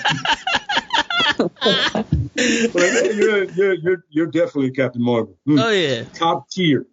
Oh yeah. I'm gonna do that for all kind of superheroes. When I meet a dude, I'll be like, yo, you mad Iron Man, bro. Oh, that means I'm cool, right? No, you're a douche. That means you're a fucking douche. That's what I'm gonna start doing to people. Yo. That's it. Yo, hashtag Captain Marvel. You be like, yo, you mad Star-Lord right now. Yeah. And like, yo, you Star-Lord in the face ass now, you fuck, man. And then when talk about fucking it, setting somebody up, yo, you mad Doctor Strange right now, bro. You just Doctor Strange. You set him up to die, brother. That's some Doctor Strange shit I've ever seen in my life. And if you like for the party, I'm gonna call you Zemo. He's a Zemo. That's it. Pumping the fist the right way. Yeah, he's a Zemo. Oh, it's on now. Like Iron Man. Oh, Rob Downey Jr. is cool. No, you're not. You're the comic book Iron Man. You're not getting it. Yeah, right. Such a dick. It'll be good. I can't wait to throw that into the people. Oh yeah. You sit at a bar, you be like, yeah, dude, it's cool. No, you're not understanding it. I'm missing you, bro. You know, I call a guy Captain Marvel. Dude. Oh man. This is why you can use comics. Comics are versatile. Oh yeah. All kinds of evil purposes. Yeah, I'm about to start tagging people as Captain Marvel. Yeah. Just be on Twitter. Just be on Twitter. Hey, hashtag Captain Marvel. Captain Marvel. Be like, oh, wait a minute, isn't that a girl? It doesn't matter. Hashtag Iron Man. Yeah, you, buddy. Hashtag Iron Man. What? Yeah, man, Iron Man, you know. Oh, he's dope. Yeah, you're a douche, though. You don't get it. And then Star-Lord, of course. And, of course, hashtag you just Doctor Strange him. It's fucked up. You set him up, man. Cold-blooded. Yeah. And goes right back to comics. We went off a tantrum about trading places. That's everything fits. Find a way to do this. Yeah, everything fits. Yeah. So cops are definitely Star-Lord's mixing with some Iron Man. Oh yeah. And just a little Doctor Strange, because it takes so long to get you. Little Doctor Strange sprinkled in there. Yo, I remember mostly Iron Man. I remember one time I was coming home from school and my boy was dropping me off, and we're making a turn and a taxi hits us on my side. We got like T-boned, and I'm in the car and in my head I'm like, yo, we just got hit. Like I took it personal. Like this fucking car just hit me, son. And my boy thought I was dead because I wasn't moving. I was just sitting there contemplating life. Like this motherfucker just hit me, son. Like I want to hit this nigga back. You know what I'm saying? So we're out the car, and I don't know, I had a look on my face or something, and cops pull over, and my boy's like, all right, finally you get here. It's like, this is why. He's like, no. This isn't our jurisdiction. I just wanted to make sure that nobody was going to hurt this man. And he's like, no, don't worry, we ain't going to hurt him. I ain't going to hurt him. And the cop looks at me and goes, no, I want to make sure nobody going to hurt this man. I was like, I can't guarantee shit, bro. the way I'm feeling right now, I can't guarantee nothing. And they waited until the cops in that jurisdiction got there. And I'm like, well, for that, you should have just took the fucking report and gave it to the nigga. We was there for 2 hours. Oh. Hey. And there you go. What do we do? I don't know. Skype just fucked up everything about life. Yo, Skype just Doctor Strange us. Maybe his thing died, his laptop. I'm here. No, wait a minute. I hear the voice. No, he's here. Can you hear me? I'm here. I'm good. Yeah, I don't see your picture. On the feed, he's like. Maybe that's them telling me it's my time to go. I've overstayed my welcome. On my feed, I see him, but I only see your letters. I'm like Gigi when the shit's over. Oh yeah. You just let me down with that. She goes, I don't see you. Let me just on and off this. I turn off the camera, turn it back on, and here I am. On that note, I do gotta go. All right, bro. Yeah, you know what? Awesome what ifs, man. Awesome what ifs. You know what? Let's end it here. That way we're not spending the next hour. The tech gods want us to. Yeah, right. Skype is like, I'm tired of this shit. Like you got somewhere to be, Skype? This was the one way Doctor Strange knew how this was gonna end. This was the one way out of 4 million views. Word. There it is, yeah. See, yeah, because I said Doctor Strange. There it is. See? Yeah. Skype is acting the real Doctor Strange right now. Absolutely. Goddamn Captain Marvel. Word. Yo, and on that note, it's your friendly neighborhood knucklehead signing out. Peace, everybody. Y'all be easy.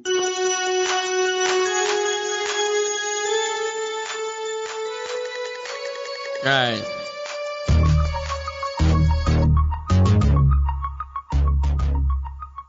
Shit, man. That was a good one. Yeah, I got to flex my Nerdist wings. Word. Yeah, there's gonna be a whole lot of people who that watch this are like, what the fuck is that white dude talking about? Hey man, they can go read the comics, man. You was giving out the sources.